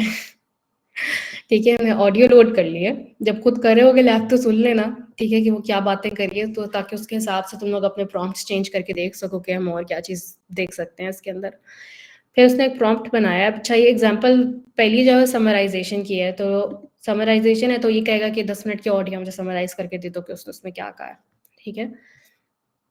तो प्रॉम्प्ट क्या है इसका, वो कहते हैं please provide a summary for the audio, provide chapter titles, be concise and short, no need to provide chapter summaries, do not make up any information that is not part of the audio and do not be verbose, ठीक है। अब मैं आपको उसमें से clearly बोल दिया, आपने ओवरऑल समरी देनी है, जो चैप्टर वाइज समरी ना दे, मुझे हो सकता है मैंने खुद नहीं ऑडियो सुनी, उसमें शायद चैप्टर्स होंगे। और फिर उसने ये भी कह दिया कि भाई सिर्फ वही इन्फॉर्मेशन देना जो उसने ऑडियो में सुनी है, क्योंकि जनरली क्या होगा अगर मैं ये नहीं बोलूँगी तो there is a high chance कि वो ऑडियो से रिलेटेड कुछ और इन्फॉर्मेशन बीच में ऐड कर देगा और उस समरी का पार्ट बना देगा, लेकिन एक्चुअली ऑडियो में डिस्कस नहीं होगी, यानी कि वो खुद ही से बस एज्यूम कर लेगा कि इसने ये वाली बात कही है तो शायद ये भी ऐसे होता होगा, ठीक है। तो खैर, अच्छा जी, यहाँ पे अब हमने पार्ट यूज़ किया, ठीक है, जो हमने ऊपर इम्पोर्ट की थी क्लास। पार्ट का यूज़ करते हुए हमें अपनी ऑडियो फाइल प्रॉपर फॉर्मेट में लोड कर ली है और ये हम अपना आप बना रहे हैं प्रॉम्प्ट, ठीक है, जो बेसिकली हमारे पास जाएगा पूरा combined list of instructions model को जो जाएगी। अभी लिस्ट ऑफ इंस्ट्रक्शंस में क्या है, एक तो प्रॉम्प्ट है और वो वीडियो फाइल जिसके बारे में हमने प्रॉम्प्ट लिखा हुआ है कि हमें तुम्हें समराइज करके देनी है, तो ये वाली वीडियो है। और मॉडल डॉट जनरेट कंटेंट को हमने वापस दे दिए ये सारे कंटेंट्स। इस कंटेंट्स के अंदर अब हमारी इंस्ट्रक्शन भी है और हमारी वीडियो भी है और उसने रिस्पांस जनरेट कर दिया। यहाँ पे सिर्फ रिस्पांस जो टेक्स्ट हमने निकाला हुआ है, हमें यहाँ पे सिर्फ समरी देखनी है। तो ये आ गया जी, this podcast discusses the Pixel feature drops, specifically the March 2023 drop with product managers Aisha Sharif and DeCarlos love. और उसने हमें लिस्ट ऑफ चैप्टर्स दे दिया है, उनकी समरी नहीं दी। अच्छा तरीका ये होगा कि दोबारा से इसको चेंज करो और उसको कि हमें चैप्टर की समरी भी प्रोवाइड करें, ठीक है। अभी हम नहीं करेंगे क्योंकि फिर ये ना हो कि हमारा लैब लंबी हो जाए, but you can always experiment with this prompt, ठीक है। अच्छा, फिर दूसरी चीज़ आती है ट्रांसक्रिप्शन, ठीक है। उसके अंदर क्या कर सकते हैं हम ट्रांसक्रिप्शन में, ठीक है। ऑडियो फाइल वही वाली है और उसको हमने हमारा प्रॉम्प्ट क्या है यहाँ पे, can you transcribe this interview in the format of time code speaker caption. अब क्या है कि ये सारा इंटरव्यू सुनेगा और इसको तुम्हें एक फॉर्मेट में बनाकर, जो भी फॉर्मेट प्रॉम्प्ट में दिया है वो फॉर्मेट तुम्हें आउटपुट में दिखा देगा, ठीक है। अब use speaker A speaker B ETC to identify the speaker, यानी कि अगर 3 लोग हैं तो स्पीकर ए बोलेगा एक को, दूसरे को स्पीकर बी बोलेगा और तीसरे को स्पीकर सी, ठीक है। सेम उसी तरीके से हमने ऑडियो फाइल लोड की, अपना प्रॉम्प्ट बनाया और हमें जनरेट कंटेंट को दे दिया, और यहाँ पे हमने उससे कहा कि हमें सारे रिस्पॉन्स, क्योंकि अब एक रिस्पॉन्स जनरेट नहीं होगा क्योंकि इट्स डायलॉग फॉर्मेट में वो इसको आउटपुट ले रहा है, तो हमारे पास बहुत सारे रिस्पॉन्स होंगे, तो हम क्या करेंगे, ये सेट ऑफ रिस्पॉन्सेज यानी सारा डायलॉग जो है वो हमारे पास आउटपुट में आ जाएगा लूप के साथ। इसको थोड़ा सा आई थिंक टाइम लगेगा चलने में।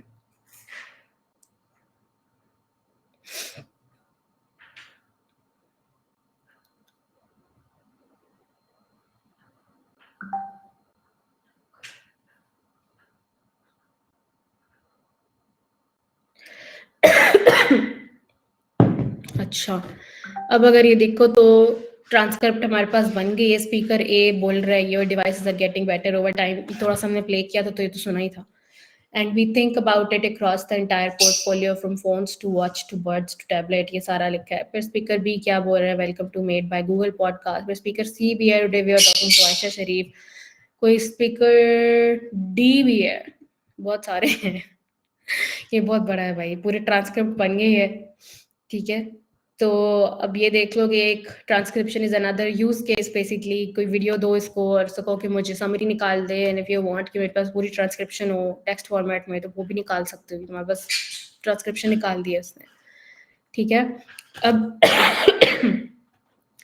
नेक्स्ट चीज हमारे पास है वीडियो ऑडियो अंडरस्टैंडिंग। एक दफा हम अपनी जरा लैब भी चेक कर लें, हमने ऑडियो वाला तो कर लिया है, तो इसको भी चेक करके देख लेते हैं हमें क्या कहता है।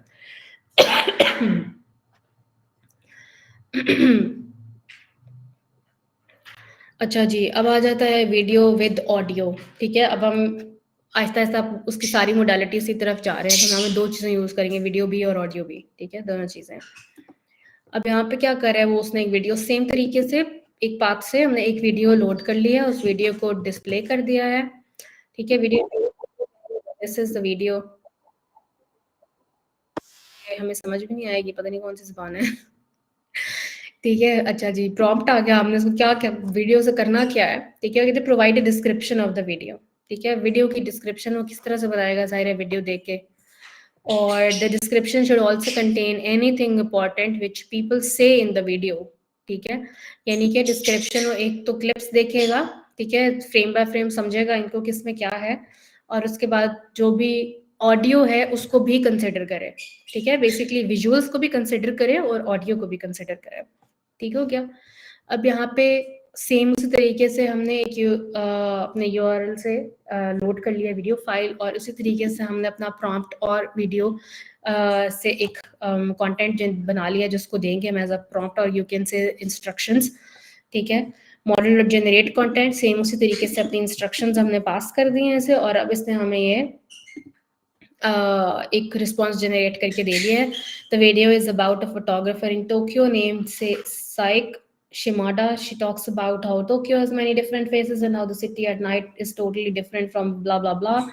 और खैर ये उसने एक हमें डिस्क्रिप्शन जनरेट करके दे दी है। अब इस डिस्क्रिप्शन कितनी अच्छी है कितनी बुरी है, ये पूरी वीडियो देखो, और वीडियो देखने के बाद देखो कि कितनी अच्छी डिस्क्रिप्शन थी। If you think that it's not good enough, prompt change करके देखो, कुछ और उससे इंस्ट्रक्ट करके देखो, या वीडियो में से कोई स्पेसिफिक चीज़ चाहिए, पूरा ओवरऑल डिस्क्रिप्शन नहीं चाहिए, तो प्रॉम्प्ट चेंज करो उसको, उस हिसाब से इंस्ट्रक्शंस दो, और फिर देखो कि तुम लोगों के पास आउटपुट क्या होता है। So this is going to be your learning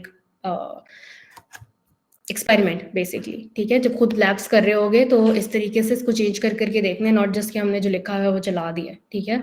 तो मैं पता तब चलेगा कि ये प्रॉम्प्ट चेंज करने से क्या मेरे पास फर्क पड़ता है मेरे आउटपुट के अंदर, ठीक है। जब खुद करके देखोगे तो इसके साथ एक्सपेरिमेंट्स करते रहो, ठीक है।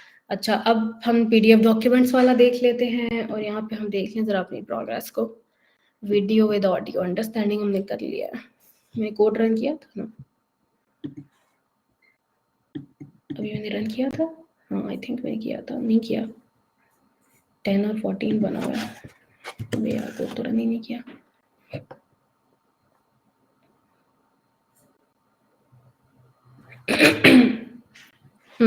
अब रन किया है।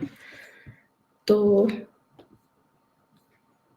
इसने मेरी प्रोग्रेस मार्क नहीं की थी, अब देखते हैं।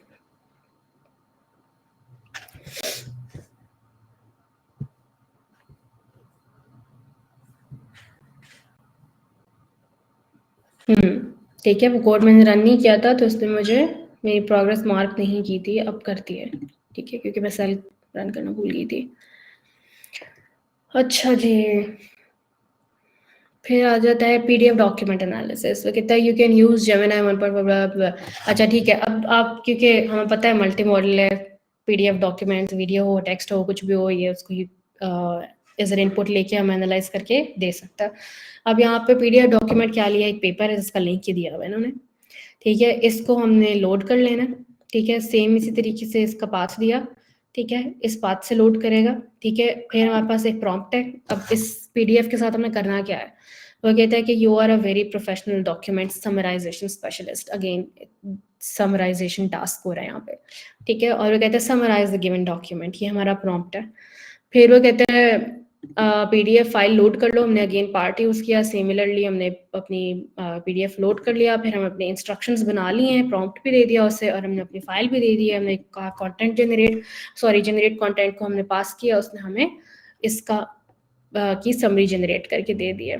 ठीक है, अब इस प्रॉम्प्ट को कैसे चेंज करके दे सकते हो, जाओ जाके पेपर खोलो, पेपर खोल के देखो, उसमें से कोई स्पेसिफिक पैराग्राफ उठा लो, उसमें से क्वेश्चन निकालो और उससे कहो कि यार मुझे इसका आंसर दो कि इस पेपर में डिस्कस हुआ हुआ या नहीं हुआ हुआ। ठीक है, इस तरह की, या इस लेट्स से मैं इसको कहती हूँ कि यार मुझे इस पेपर में से एक क्वेश्चनियर बना दो। ठीक है, टेस्ट बना दो, इंटरव्यू ले लो मेरा इस पेपर में से। ठीक है, तो उस हिसाब से मुझे ये आउटपुट्स जो है वो जनरेट करके देगा इस पेपर में से। ठीक है, सो इसकी नॉलेज बेस जो है इस वक्त ये पेपर है। ठीक है, हम जो यहाँ पे जो फाइल या जो वीडियो पास करें हैं, इसको हम दूसरे लफ्जों में नॉलेज बेस भी बोलते हैं। ठीक है, नॉलेज बेस हमने यहाँ पे पास कर दी है। जब नॉलेज बेस हमारी बहुत बड़ी हो जाती है, then we move towards RAG. ठीक है, जहाँ पे हमारे पास एक डॉक्यूमेंट ही, मेरे पास 50-100 डॉक्यूमेंट्स होंगे, तो फिर मैं क्या करूँगी, फिर मैं उसके साथ ऐसे लोड नहीं कर सकती हूँ। क्यों? क्योंकि मेरे पास लिमिटेड टोकन विंडो होती है। ठीक है, हर मॉडल का यही सीन होता है, आपके पास एक लिमिटेड काउंट होता है, उसमें रहते हुए आपने मॉडल से को इंस्ट्रक्शंस देनी होती हैं और रिप्लाई भी लेना होता है। ठीक है, तो मैं सारे के सारे पेपर्स ऐसे पास नहीं कर सकती, तो फिर हम इसलिए जाते हैं रैग की तरफ। ठीक है, दूसरी चीज़ होती है हेलुसिनेशंस, क्योंकि जब हम इस तरीके से देते हैं, अब यहाँ पे देखो प्रॉम्प्ट में तो ऐसा कुछ लिखा नहीं हुआ कि तुमने इस पेपर के, मेरा पहली तो बात है प्रॉम्प्ट बहुत सिंपल है, तो यह हेलुसिनेट भी कर सकता है। तो इस तरह की बहुत सारी चीज़ों के लिए जो है हम नॉलेज बेस को उठा के रैग वाली तरफ ले जाते हैं। Otherwise you can experiment just like that. अच्छा, अब समरी आ गई है। अब यहाँ पे एक और एक्सपेरिमेंट ये भी हो सकता है, समरी पढ़ो, अगर समरी सही नहीं लग रही है तो उसको का प्रॉम्प्ट चेंज कर करके देखो, उसको किसी और तरीके से समराइज करने के लिए बोलो, पैराग्राफ्स बढ़ा दो, कम कर दो, कुछ भी। ठीक है, बुलेट पॉइंट्स में करवा लो। ठीक है, अच्छा अब यहाँ पे क्या है, अब ये डॉक्यूमेंट सर्च करेगा। ठीक है, उसने यहाँ पे एक ये ग्राफ लोड किया है, कम्युलेटिव एवरेज। ठीक है, और ये ग्राफ हमारे पास है जी, ये आपको दिख रहा है, एक ग्राफ आ गया। अब उसको प्रॉम्प्ट वो क्या दे रहा है। ठीक है, पहले तो वो बता रहा है कि तुम्हारा मकसद क्या है। Answer the following questions based on a PDF document, कोई पीडीएफ डॉक्यूमेंट है। ठीक है, एंड इमेज फाइल, दूसरी चीज क्या है, आपके पास एक इमेज फाइल है। अब तुमने जो पीडीएफ डॉक्यूमेंट और इमेज फाइल को देखना है। ठीक है, और ये क्वेश्चंस आंसर करने हैं।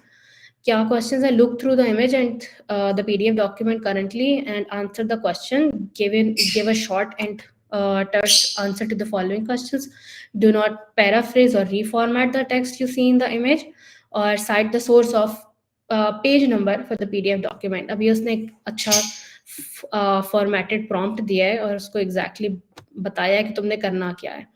क्वेश्चंस है जी, what is in the given image. ठीक है, दूसरा क्या है, is there similar graph in the given document.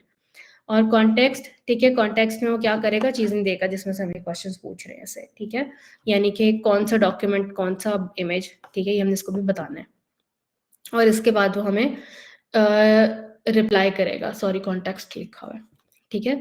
अच्छा, कंटेंट में मैंने अपना प्रॉम्प्ट ये वाला जो बनाया था यहाँ सारा वो भी दे दिया, पीडीएफ फाइल भी दे दी जिसका हमने जिक्र किया था कि आपने पीडीएफ फाइल देखनी है, और फिर हमने इमेज फाइल का यूआरएल भी दे दिया, ठीक है, जो कि ढूंढना है उसने बेसिकली कि डॉक्यूमेंट में है या नहीं है। और ये सारे कंटेंट्स हमने जनरेट कंटेंट को दे दिए हैं ताकि वो हमें जनरेट कर दे रिस्पॉन्स, ठीक है। अब ये अगर इसको देखो तो एक तो नॉलेज बेस में से जाके आपको क्वेश्चन आंसर तो कर ही रहा है, इमेज को एनालाइज करके ये भी बता रहे हैं वो ग्राफ है ना, तो आपको एक्सप्लेन कर देगा उस ग्राफ में क्या है, ठीक है, is a very good thing.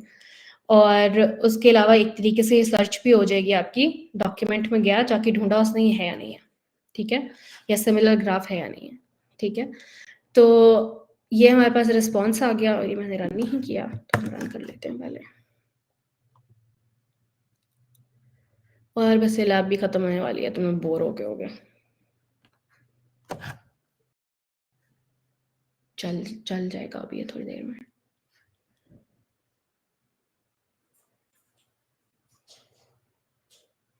हाँ जी, a graph showing the cumulative average negative log likelihood as function of token positions. Yes, figure 6 on the page 8.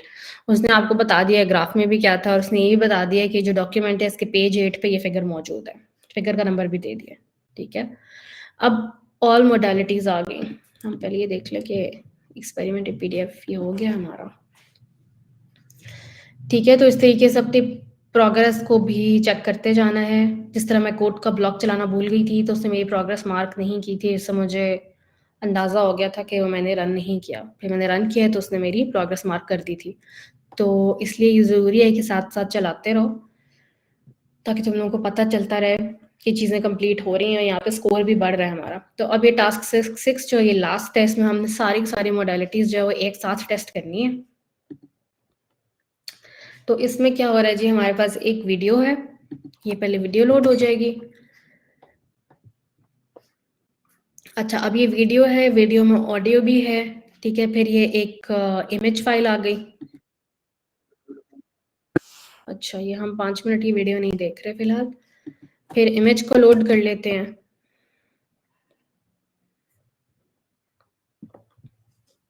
ठीक है। अब क्या है, video file, image file, prompt आ गया। प्रॉम्प्ट में क्या कहता है, look through each frame in the video carefully and answer the questions. Only base your answer strictly on what information is available in the video attached, यानी video के अंदर अगर नहीं है तो तुम प्लीज उसको ना ऐड करो अपने रिस्पॉन्स में। Do not make up any information. अब यहाँ पे उसको चाह रहा है कि हेलुसिनेट ना करे, ठीक है। अब वो फिर कहता है टू द पॉइंट रहे, वो फिर अब क्वेश्चंस दे देता है। What is the moment in the image happening in the video, provide a time stamp. इसका मतलब है ये कोई जो इमेज है ये इस वीडियो का पार्ट था, ठीक है। और वो से कह रहे हैं कि किस टाइम स्टैम्प पे ये मोमेंट हैपनिंग, ये क्या, ये जो भी पिक्चर है किस टाइम स्टैम्प पे हो रही है वीडियो में। And what is the context of the moment and what does the narrator say about the video. जो हम इससे ये पूछ रहे हैं अभी नैरेटर क्या कह रहा है, इसका मतलब है इसके अंदर इमेज वीडियो के अलावा ऑडियो भी इन्वॉल्व है, यानी कि तीसरी मॉडलिटी आ गई आपकी ऑडियो वाली। एंड देन जब वो कॉन्टेक्स्ट देगा आपको तो इसका मतलब है आपको टेक्स्ट में रिप्लाई कर रहा है, ठीक है। तो इस तरह से हम ये चारों के चारों मॉडलिटीज एक साथ टेस्ट कर रहे हैं। उसी तरीके से हमने कंटेंट्स, अपने जो इंस्ट्रक्शंस हैं वो उसकी लिस्ट बना ली है। वीडियो फाइल है, इमेज फाइल है, प्रॉम्प्ट है, वो हमने जनरेट कंटेंट को दे दिया, वो हमें रिस्पॉन्स दे देगा अकॉर्डिंगली।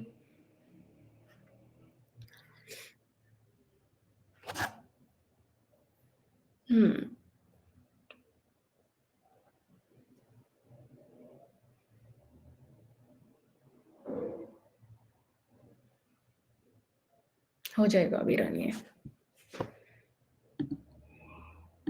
तो खैर हमने काफ़ी टाइम लगाया इसके ऊपर, फिर भी हमारे पास अभी भी 40 मिनट्स पड़े हुए हैं। इसका मतलब है तुम लोग अच्छी खासी एक्सपेरिमेंटेशन कर सकते हो लैब के अंदर, इतना टाइम दिया हुआ होता है इन्होंने। जब मैंने खुद ये लैब की थी तो इतना ही टाइम लगा था, अभी क्योंकि मैं साथ में मुझे बोलना बहुत पड़ रहा है तो ज़्यादा टाइम लग गया। ठीक है जी, हमें इसने आउटपुट क्या दिया, sure thing here are the answers to your questions. The moment in the image happens at 049, जाके वेरीफाई कर सकते हो कि इस पॉइंट पे ये हो रहा है या नहीं हो रहा। A narrator describes a story about a blind man and his girlfriend and the couple growing closer. Then the image shows up. In this image, a middle-aged man with a beard is holding a dog on a smiling to the camera. उसने context भी दे दिया है, जैसे जैसे question पूछे थे उसे time stamp दे दी, context भी दे दिया, और जो भी वो वीडियो में बोल रहा है वो उसके बारे में क्या कह रहा है उसने वो भी दे दिया। ठीक है, और ये हो गया जी हमारा यहाँ पे लैब कंप्लीट। हम ये चेक कर लेते हैं क्या सीन है।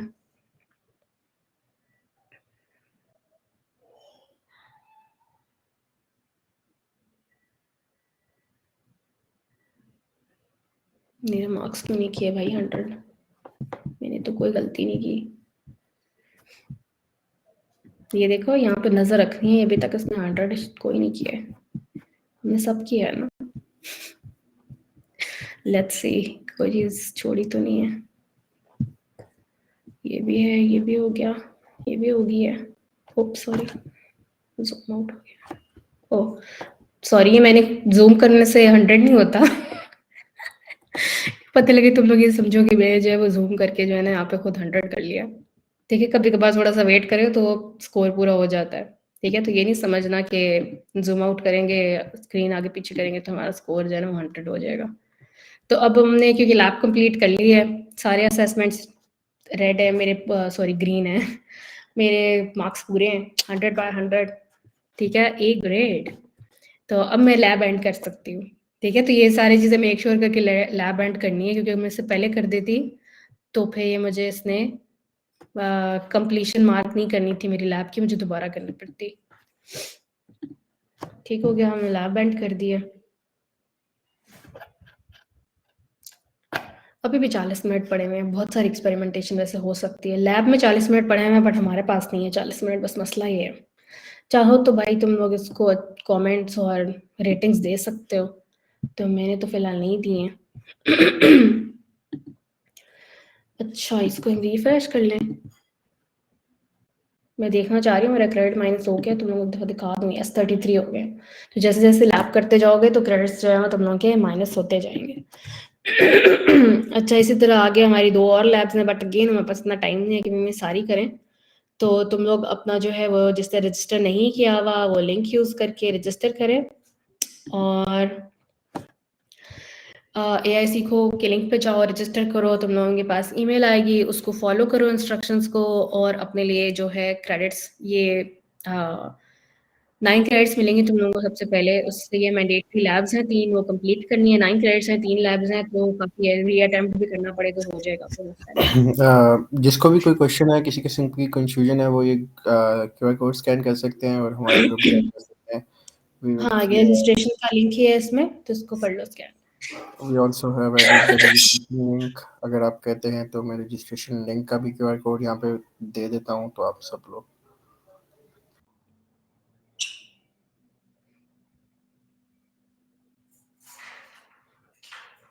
अच्छा, मैं ज़रा चार्ट्स में देख रही थी कुछ।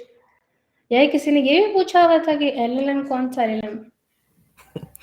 अच्छा, उसको इग्नोर करते हैं, ज्यादा इंपॉर्टेंट वाले क्वेश्चंस हमारे पास अवेलेबल हैं, तो अच्छा, मैं आप वो उनको जानने की जरा कोशिश देख कर लें। रही हूँ, तुम लोगों ने पढ़ लिए हैं तो बता दो।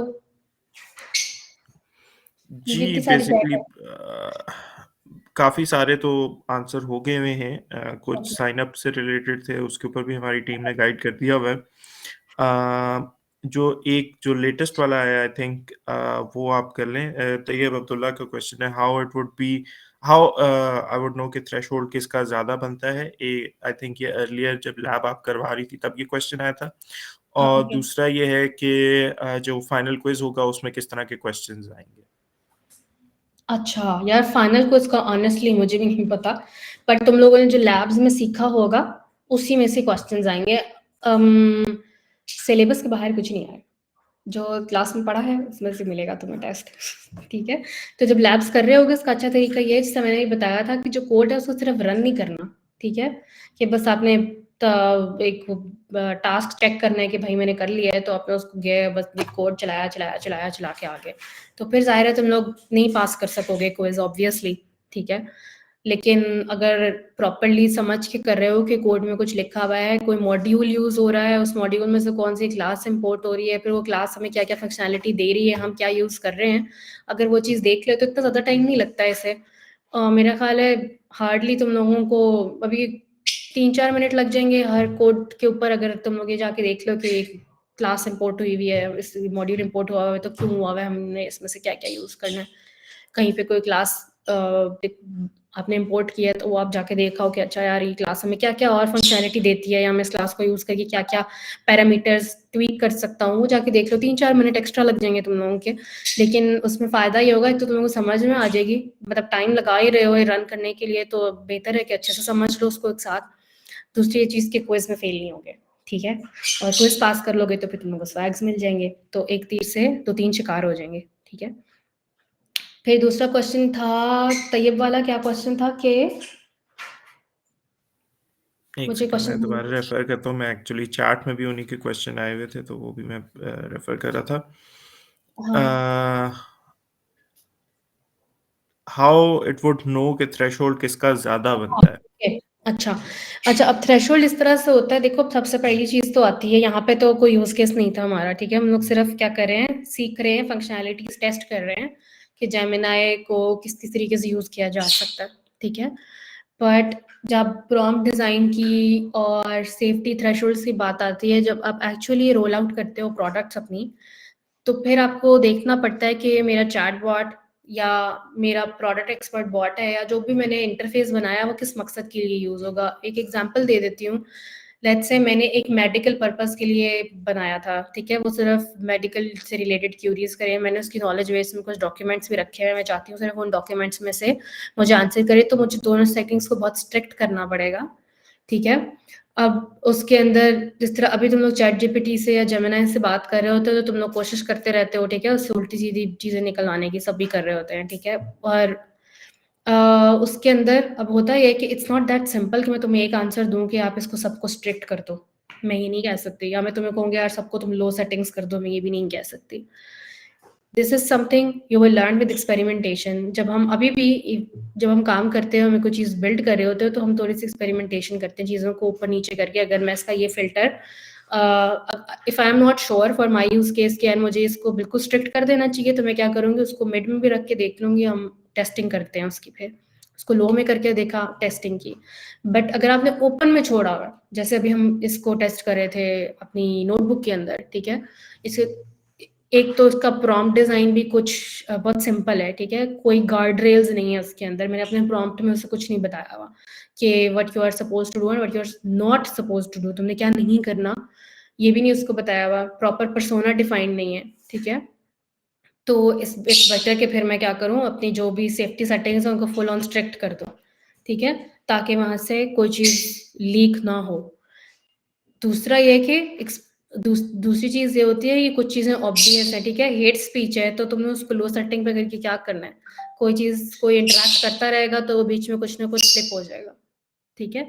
तो ये चीज़ों इनका एक सिंपल आंसर, मुझसे तुम ये पूछोगे कि मैं टेम्परेचर अपना 1 रखा करूं या 0, मैं तुम्हें इसका आंसर नहीं दे सकती कि 1 रखना है या 0 रखना है, ठीक है। अगेन इट डिपेंड्स कि तुम क्या काम कर रहे हो, उस पे बेस करता है कि सारे पैरामीटर्स की सेटिंग या सारी स्ट्रिक्टनेस की सेटिंग्स जो है वो क्या होनी चाहिए। और ये आपको पता तभी चलता है जब आप एक्सपेरिमेंटेशन करके देखते हो, ठीक है। तो there is not a one answer किसी भी पैरामीटर की सेटिंग का, वो चाहे जेन एआई में हो, डीप लर्निंग में हो, मशीन लर्निंग कर रहे हो आप, उसका कोई एक आंसर नहीं होता। डिफॉल्ट सेटिंग्स होती हैं, डिफॉल्ट सेटिंग उसको कहते हैं हम, जो कि एवरेज होती है, समवेयर इन द मिडल, ठीक है। और कोई अच्छा, क्वेश्चन? एक और क्वेश्चन है कि हमारे क्रेडिट इंक्रीज भी हो सकते हैं।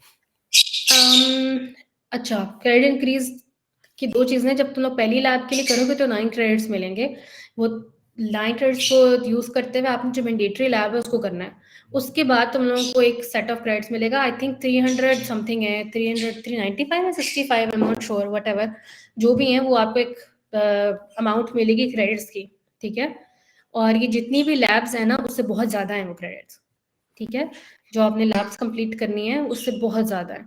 तो यही क्रेडिट्स होंगे जो 300 आपको मिलेंगे, इसके ऊपर आपको कुछ नहीं मिलेगा, ठीक है। तो यही क्रेडिट्स यूज़ करके जितनी मर्जी चाहो उतनी लैब्स कर सकते हो। ये बहुत है क्रेडिट्स, ट्रस्ट मी, बहुत ज़्यादा है ये। और अगर तुम लोगों को लगता है कि तुम लोगों को इसके बाद कोई लैब करनी है, तो you can always purchase the credits, ठीक है। यानी कि स्किल्स बूस्ट जो है जिस पे मैंने लैब की थी, इस लैब पे आप क्रेडिट्स परचेज खुद भी कर सकते हो, ठीक है। और वो इसी तरीके से होगा कि आप क्रेडिट परचेज कर लोगे तो ये होगा कि आप कोर्सेज कंप्लीट, इसमें कोर्सेज होते हैं, कोर्सेज कंप्लीट कर सकते हो। आपको एंड पे वो एक बैज मिलता है, badge is a certificate basically. मैंने भी देखा था कोई सर्टिफिकेट्स का भी पूछ रहा था, तो वो हर मॉड्यूल के कंप्लीशन के ऊपर आपको बैज मिलता है। फिर आपकी प्रोफाइल होती है स्किल्स बूस्ट के ऊपर, उस पर वो बैजेस शो हो रहे होते हैं। अगर मैं अच्छा मेरी स्क्रीन ही अब शेयर नहीं है, खैर उसके ऊपर बैजेस शो हो रहे होते हैं। तो वो जो लिंक है अपनी प्रोफाइल का, वो लेट्स से कहीं लिंक्डइन पे या कहीं पे भी डालते हो तो कोई उस लिंक पे जाता है तो वहाँ नजर आ रहा होगा कि कौन कौन से कोर्सेज कंप्लीट किए, यानी कि सर्टिफिकेट्स होंगे छोटे छोटे, वो दिख रहे होंगे। ठीक है, तो ऐसे होता है। और लेकिन क्रेडिट खुद ब खुद इंक्रीज नहीं होंगे, जो 3 से मिलेंगे ना फाइनल तुम लोगों को, वो वही रहेंगे। और उनकी एक एक्सपायरेशन डेट होती है जो आई थिंक काफी लंबी होती है, साल एक तुम लोग पूरा उसको इस्तेमाल कर सकते हो। तो वो चीज है। फिर एक और इनोवेटर ठीक है। प्रोग्राम होता है इनका, उसको ज्वाइन कर सकते हो, उसमें कुछ क्रेडिट्स मिल जाते हैं लेकिन इतने ज्यादा नहीं होते। अच्छा, एक और क्वेश्चन ये है कि क्विज कब और कहाँ होगा? फिजिकल होगा, ऑनलाइन होगा? यार ऑनलाइन ही होगा, लिंक आएगा तुम लोगों को सब चीजों का ईमेल में। तो ठीक है। टेंशन नहीं लो, अपनी लैब्स कंप्लीट करने पे जोर रखो, समझ के करना। आई नो कोड वो सिर्फ थोड़ा सा पास होगा। थोड़ा सा ऑर्डिनरी सा क्वेश्चन था, बट आई थॉट कि इसको एड्रेस कर दें जस्ट फॉर क्लैरिफिकेशन। अच्छा, एक और क्वेश्चन जो है कि जो कि sort of not related to AI सीखो है, बट ये है कि अगर कोई चैप्टर अपना यूनिवर्सिटी में स्टार्ट करना चाहे तो वो उसका क्या प्रोसेस हो सकता है? ये व्हाट इज द जो procedure for making a GDG society in the university? अच्छा यार, ये तो मैं आज ज़्यादा अच्छा बता सकता है क्योंकि वो जो है यूनिवर्सिटी में अपना चैप्टर लीड कर रहा है GDGOC। और उसी उसी को बता वही बताएगा कि कैसे क्या सीन है। Okay, let me tell you guys about it. So basically, universities में जो गूगल की कम्युनिटीज़ होती हैं उनको हम एड्रेस करते हैं as a Google developer groups on campus. इसको बहुत सिंपल सा प्रोसेस होता है। आप लोग अपनी यूनिवर्सिटी के, अगर ऑलरेडी आपकी यूनिवर्सिटी में गूगल के चैप्टर है तो उनकी ऑब्वियसली कोई टीम होगी, आप उनके साथ लिंकअप हो जाएं और आप उनके साथ किसी तरह उनकी टीम ज्वाइन करें या उनके साथ इंटरव्यू कंडक्ट करें या जिस तरह से भी पॉसिबल है। लेट्स सपोज कि आपका चैप्टर नहीं है यूनिवर्सिटी में, ठीक है, और आप उसको बिल्कुल न्यूली स्टार्ट करना चाहते हैं, तो उसके लिए ये होगा कि first of all you have to look for a good advisor, look for a faculty advisor जिसको आप ये सारी चीज़ समझाएंगे कि this is how a Google developer groups work in the community, in a university, ठीक है। और वो आपको लाइक अगर आप पहले उनके पास प्रपोजल लेके जाएंगे, if they will be agreed, तो फिर आप आगे जाके देखेंगे कि कब आपके पास प्रोग्राम्स ओपन होते हैं फॉर GDGOC एप्लीकेशंस के, ठीक है। उसमें आप अगर आप हुज़ैफ़ा हबीब हैं जो कम्युनिटी मैनेजर हैं, उनके साथ लिंक्डइन पे और उनके सोशल्स पे रहें, उनको फॉलो करें, तो वो साथ साथ अपडेट करते रहते हैं। तो जैसे ही प्रोग्राम्स ओपन होते हैं you guys will let know about it, ठीक है, और आप उसमें अप्लाई कर सकते हैं। और you guys will go through a interview process by some peoples from Google। आपका इंटरव्यू करेंगे, if you guys pass out for it they will declare you as a campus organizer or campus lead। once you have become the campus lead or organizer, आपने अपने faculty adviser से बात की भी होगी, आप जाके अपनी कम्युनिटी को रजिस्टर करवाएं यूनिवर्सिटी में, ठीक है, through your head of department, through your department, जिस कहीं से भी। और एक दफ़ा कम्युनिटी रजिस्टर हो जाए तो आप अपनी वॉलंटियर ड्राइव स्टार्ट कर सकते हैं फॉर लाइक आप टीम बना सकते हैं, अपनी पूरे डिपार्टमेंट्स बना सकते हैं, और आप एक दफ़ा अपनी टीम बना लें तो you guys can run community in your university. आप गूगल के इवेंट्स करा सकते हैं, गूगल की वर्कशॉप्स करा सकते हैं, और लाइक गूगल की चीज़ों को एक यूनिवर्सिटी लेवल के ऊपर अच्छे तरीके से रन कर सकते हैं। इसमें आपको पास आप GDG भी बहुत अच्छा गाइड करेंगे, जी, लाइक जितने भी आप थोड़ी पास। सी जरा टाइमलाइन बता दोगे कि नॉर्मली एप्लीकेशंस कब ओपन होती हैं इस तरह के प्रोग्राम के लिए? ओके, सो नॉर्मली हमारे पास हम अगर 4 महीने पहले चले जाएँ, ओके, सो टाइमलाइन हमारे पास मोस्ट प्रोबेबली अगस्त सितंबर के अराउंड ओपन होती हैं, या शायद इससे थोड़ा-सा पहले। आई वुड रिकमेंड कि आप लोग जो GDGOC चैप्टर्स हैं, आप लोग लिंक्डइन पे भी देख सकते हैं, इंस्टाग्राम पे भी, उनके साथ आप उनको सोशल्स पे फॉलो करें। वो अपडेट करते रहते हैं साथ साथ। तो उस चीज़ की वजह से आप लोगों को आइडिया हो जाएगा। मैं एग्जैक्टली डेट कंफर्म कर सकता हूँ GDGOC चैप्टर्स की कि कब वो ओपन होंगे दोबारा से। Just a second. अच्छा, एक चीज़ और मीनवाइल मैं ऐड कर देती हूँ। जब तक आपके यूनिवर्सिटी में चैप्टर नहीं है GDGOC और आपने इवेंट अरेंज करना है अपनी यूनिवर्सिटी में, कोई फिजिकल या online event, you can always reach out to GDG cloud, यानी हमें रीच आउट कर सकते हो आप अपनी यूनिवर्सिटी में कोई भी टेक्निकल इवेंट करवाने के लिए। आप कोलैबोरेट कर सकते हो हमारे साथ, ठीक है? आपकी यूनिवर्सिटी में कोई ना कोई कम्युनिटी होगी, उस पर कर सकते हो। अगर नहीं तो फिर आपकी फैकल्टी को अपनी फैकल्टी को इन्वॉल्व करके अप्रूवल्स लेके you can reach out to us. तो हम लोग आपको स्पीकर भी प्रोवाइड कर सकते हैं, हमने खुद आना है, किस स्केल का इवेंट करना है, ऑल दैट वो फिर डिस्कस हो सकता है। तो इवेंट कराने की पॉसिबिलिटी डेफिनेटली है। हमें जाके करवाए हैं इवेंट, एबटाबाद में भी करवाया था, कॉमसेट्स में आई थिंक, राइट? कॉमसेट्स में करवाया था, अहमदाबाद पे भी था और कामरा कामरा में भी, यस। तो हम लोग 2 यूनिवर्सिटीज़ में जाके ऑलरेडी करवा चुके हैं। तो अगर आपकी किसी यूनिवर्सिटी को कोलैबोरेट करना है, so we are always open for that. ठीक है। इस इवेंट की रिकॉर्डिंग अवेलेबल होगी कि नहीं? यस, अवेलेबल अच्छा, होगी। हाँ, एक चीज़ और मुझे, ये मेरा भी क्वेश्चन है सरमत यार, तुम लोग ये वीडियो रिकॉर्डेड वीडियो जो यूट्यूब पे अपलोड करके लिंक दे देना इन लोगों को। यस, हम लोग ऐसे ही करेंगे। हाँ। हम लोग हमारा एक ऑफिशियल पेज है GDG क्लाउड, हम लगा देंगे लिंक उसका। इतनी बड़ी वीडियो ग्रुप में जाते हुए थोड़ा सा इशू करती है क्योंकि 2 घंटे की वीडियो है, तो most probably we will prefer link लगेगा अपलोडिंग वहाँ। On YouTube. यस, यूट्यूब पे हाँ, वो हम यूट्यूब अपलोड कर देंगे हमारे। चैनल पर और फिर लिंक दे तो आई थिंक वो ज़्यादा आसान होगा। यस, वो हम ठीक थोड़ी हो देर में गया। शेयर कर देंगे। अभी मैंने क्यों, आप लोग हमारे सोशल मीडिया हैंडल्स को फॉलो कर सकते हैं। इसके अलावा हमारा व्हाट्सएप कम्युनिटी ग्रुप है, वो ज्वाइन कर सकते हैं। उसके अंदर आपको मोस्ट प्रोबेबली लिंक्स मिल जाएंगे। और मैंने अभी QR कोड शेयर किया हुआ था जो कि हमारे लिंक ट्री का था। हमारे सारे सोशल मीडिया हैंडल्स जो हैं वहाँ पे अवेलेबल हैं। मैं दोबारा शेयर कर देता हूँ, ये शेयर ही रहेगा जब तक कॉल नहीं एंड होती। तो जो भी रह गया है वो स्कैन करके ज्वाइन कर सकता है। यस। वन लास्ट क्वेश्चन जो कि आई थिंक क्लब्ड हैं, 2 क्वेश्चंस। मैं दोनों क्वेश्चन पढ़ देता हूँ कि how can graduated and unemployed participants can gain benefit from this community and at the same time what about those who are graduated and now in a job, ठीक है, उसके लिए भी है। And lastly how and where can this help us in the career? Basically अच्छा। GDG के programmes भी और क्लाउड सीखो के ऊपर भी। अच्छा, एक चीज़ जो कि इन तीनों क्वेश्चंस का आंसर बनता है, लर्निंग कहीं से भी करने का आपको मौका मिल रहा हो, ज़ाया नहीं होती है। मैं अभी भी पढ़ती हूँ, तब तो चीज़ें रोज़ इतनी नई आती हैं कि मुझे लगता है मैं पढ़ भी लूँ तो भी मुझे बहुत सारी चीज़ों का नहीं पता होता, ठीक है? ऑनेस्टली, इतना कुछ आ रहा है, इतना कुछ रोज़ आता है, ठीक है? अब उसके बाद आ जाते हैं AI के ऊपर। अब AI ऐसी चीज़ है जिसमें हर दिन के हिसाब से कोई ना कोई नई चीज़ बन रही है, ठीक है?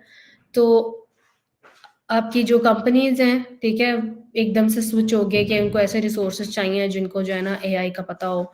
AI में फिर स्पेसिफिकली जेन AI में स्पेसिफिकली वो कहते हैं जी प्रोडक्ट्स बनाने के लिए रैग्स का पता होने, इस तरह की चीज़ें जो है वो फिर उसके अंदर आप फर्दर जेन AI में जाते रहते हैं, ठीक है? इसका ये बिल्कुल मतलब नहीं है कि आपका जो नॉर्मल डेटा साइंस है या जो नॉर्मल डीप लर्निंग या मशीन लर्निंग है उसकी ज़रूरत नहीं है, डेफिनिटली उसकी ज़रूरत है। मोस्टली चीज़ें आपकी अभी उधर ही चल रही हैं, ठीक है? तो उसमें आप चाहे ग्रेजुएट हो या आप अभी अपनी जॉब में हो, ठीक है? आपने ये देखना होता है कि where do you stand right now, ठीक है? सीखना मैंने भी बहुत कुछ है, सीखना किसी यूनिवर्सिटी का स्टूडेंट होगा तो उसने भी बहुत कुछ सीखना होता है, ठीक है? जब मैं अपने सीखने की बात करती हूँ तो मुझे क्लासिकल मशीन लर्निंग नहीं सीखनी, ठीक है? मुझे जो अब बिल्कुल लेटेस्ट चीज़ें आ रही हैं उसके बारे में पता करना है, ठीक है? बहुत सारी चीज़ें मैं पढ़ के आ गई हूँ। लेकिन हो सकता है जो बंदा अभी ग्रेजुएशन कर रहा है उसको शायद ना पता हो उन चीज़ों का, या शायद ये भी हो सकता है उसको मेरे से ज़्यादा पता हो इफ ही और she is very into tech blogs and all that, तो उसके पास ज़्यादा इन्फॉर्मेशन भी हो सकती है, ठीक है?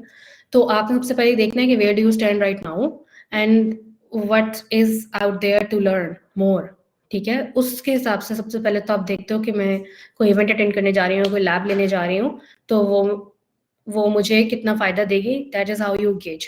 अब भी जो ऑनलाइन सेशंस हो रहे हैं, मैंने लैब भी करा दी, अब आपको क्रेडिट्स भी मिल गए हैं। आप उन क्रेडिट्स को यूज़ करके अगर आप क्लाउड स्किल्स बूस्ट पे जाओगे, तो एक तो एआई सीखो का जो पेज मैंने आपको दिखाया उसके ऊपर लिंक्स हैं, ठीक है? उसके अलावा बहुत सारे लिंक्स हैं, not just related to data science या मशीन लर्निंग, पर डेटा एनालिस्ट के लिए हैं, डेटा इंजीनियर्स के लिए हैं, सोल्यूशन आर्किटेक्ट्स के लिए हैं, वहाँ पे बहुत सारे कोर्सेज हैं, ठीक है?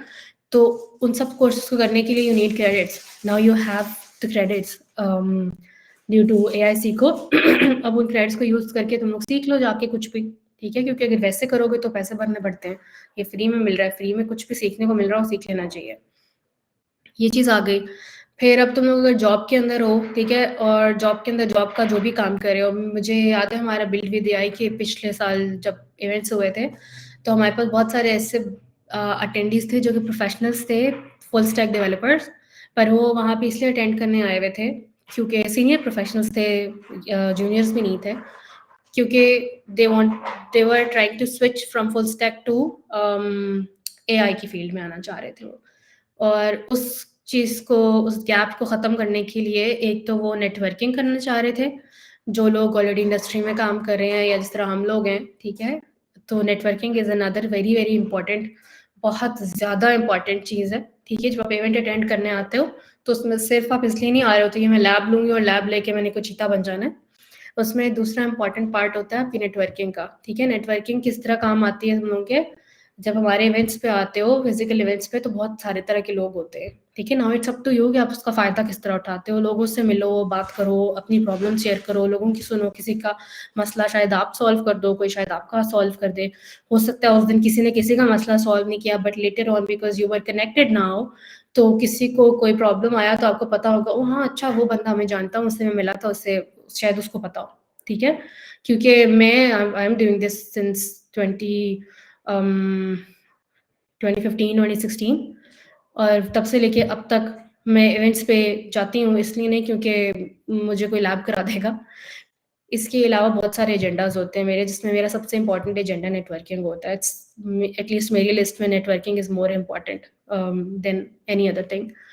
तो ये 2 चीज़ें होती हैं, और उसके साथ में अगर आपको एज़ एन ऐड ऑन कुछ टेक्निकल सीखने को मिल रहा है तो व्हाई नॉट, ठीक है? फिर आपके पास टेक्निकल वर्कशॉप लेने के बाद स्पीकर अवेलेबल होते हैं, आप उनके साथ बात कर सकते हो, लिंक्डइन पे कनेक्ट हो जाओ, ठीक है? तो कल को आप उन कोई अपॉर्च्युनिटीज़ उनके पास आती है, तो जब when you are part of their network you will know about those as well, ठीक है? तो इसलिए ये चीज़ बहुत इम्पोर्टेंट होती है। आई होप मैं आंसर कर दी है क्वेश्चन। अगर if you think that something is still unanswered तो दोबारा पूछ लो।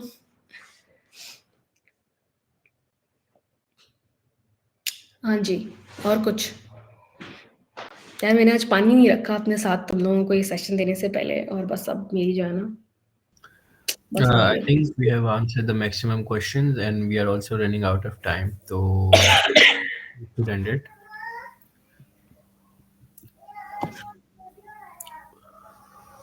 जी, फिर एंड कर दे event. I think we need to end it. And yes, मैंने कंफर्म किया है, हमारे पास जो डेट्स होती हैं GDSC या GDGOC के एप्लीकेशंस के लिए, वो आपके पास मोस्ट प्रोबेबली सितंबर अक्टूबर के दिनों में ही होती हैं, उससे 1-2 महीने पहले होती हैं। तो यस, बाकी किसी का भी अगर कोई क्वेश्चन हो तो वो हमारे कम्युनिटी ग्रुप्स ज्वाइन कर सकता है और वहाँ पे वो पूछ सकते हैं। अपनी जिसकी भी अवेलेबिलिटी होगी, we will try our best to answer it. Baki, that's it for today's session. I hope everyone enjoyed it and it was an informational for everyone. Stick with us for future information and our physical events as well. And that's it from our side. Thank you so much everyone for joining, and that's all. Thank you.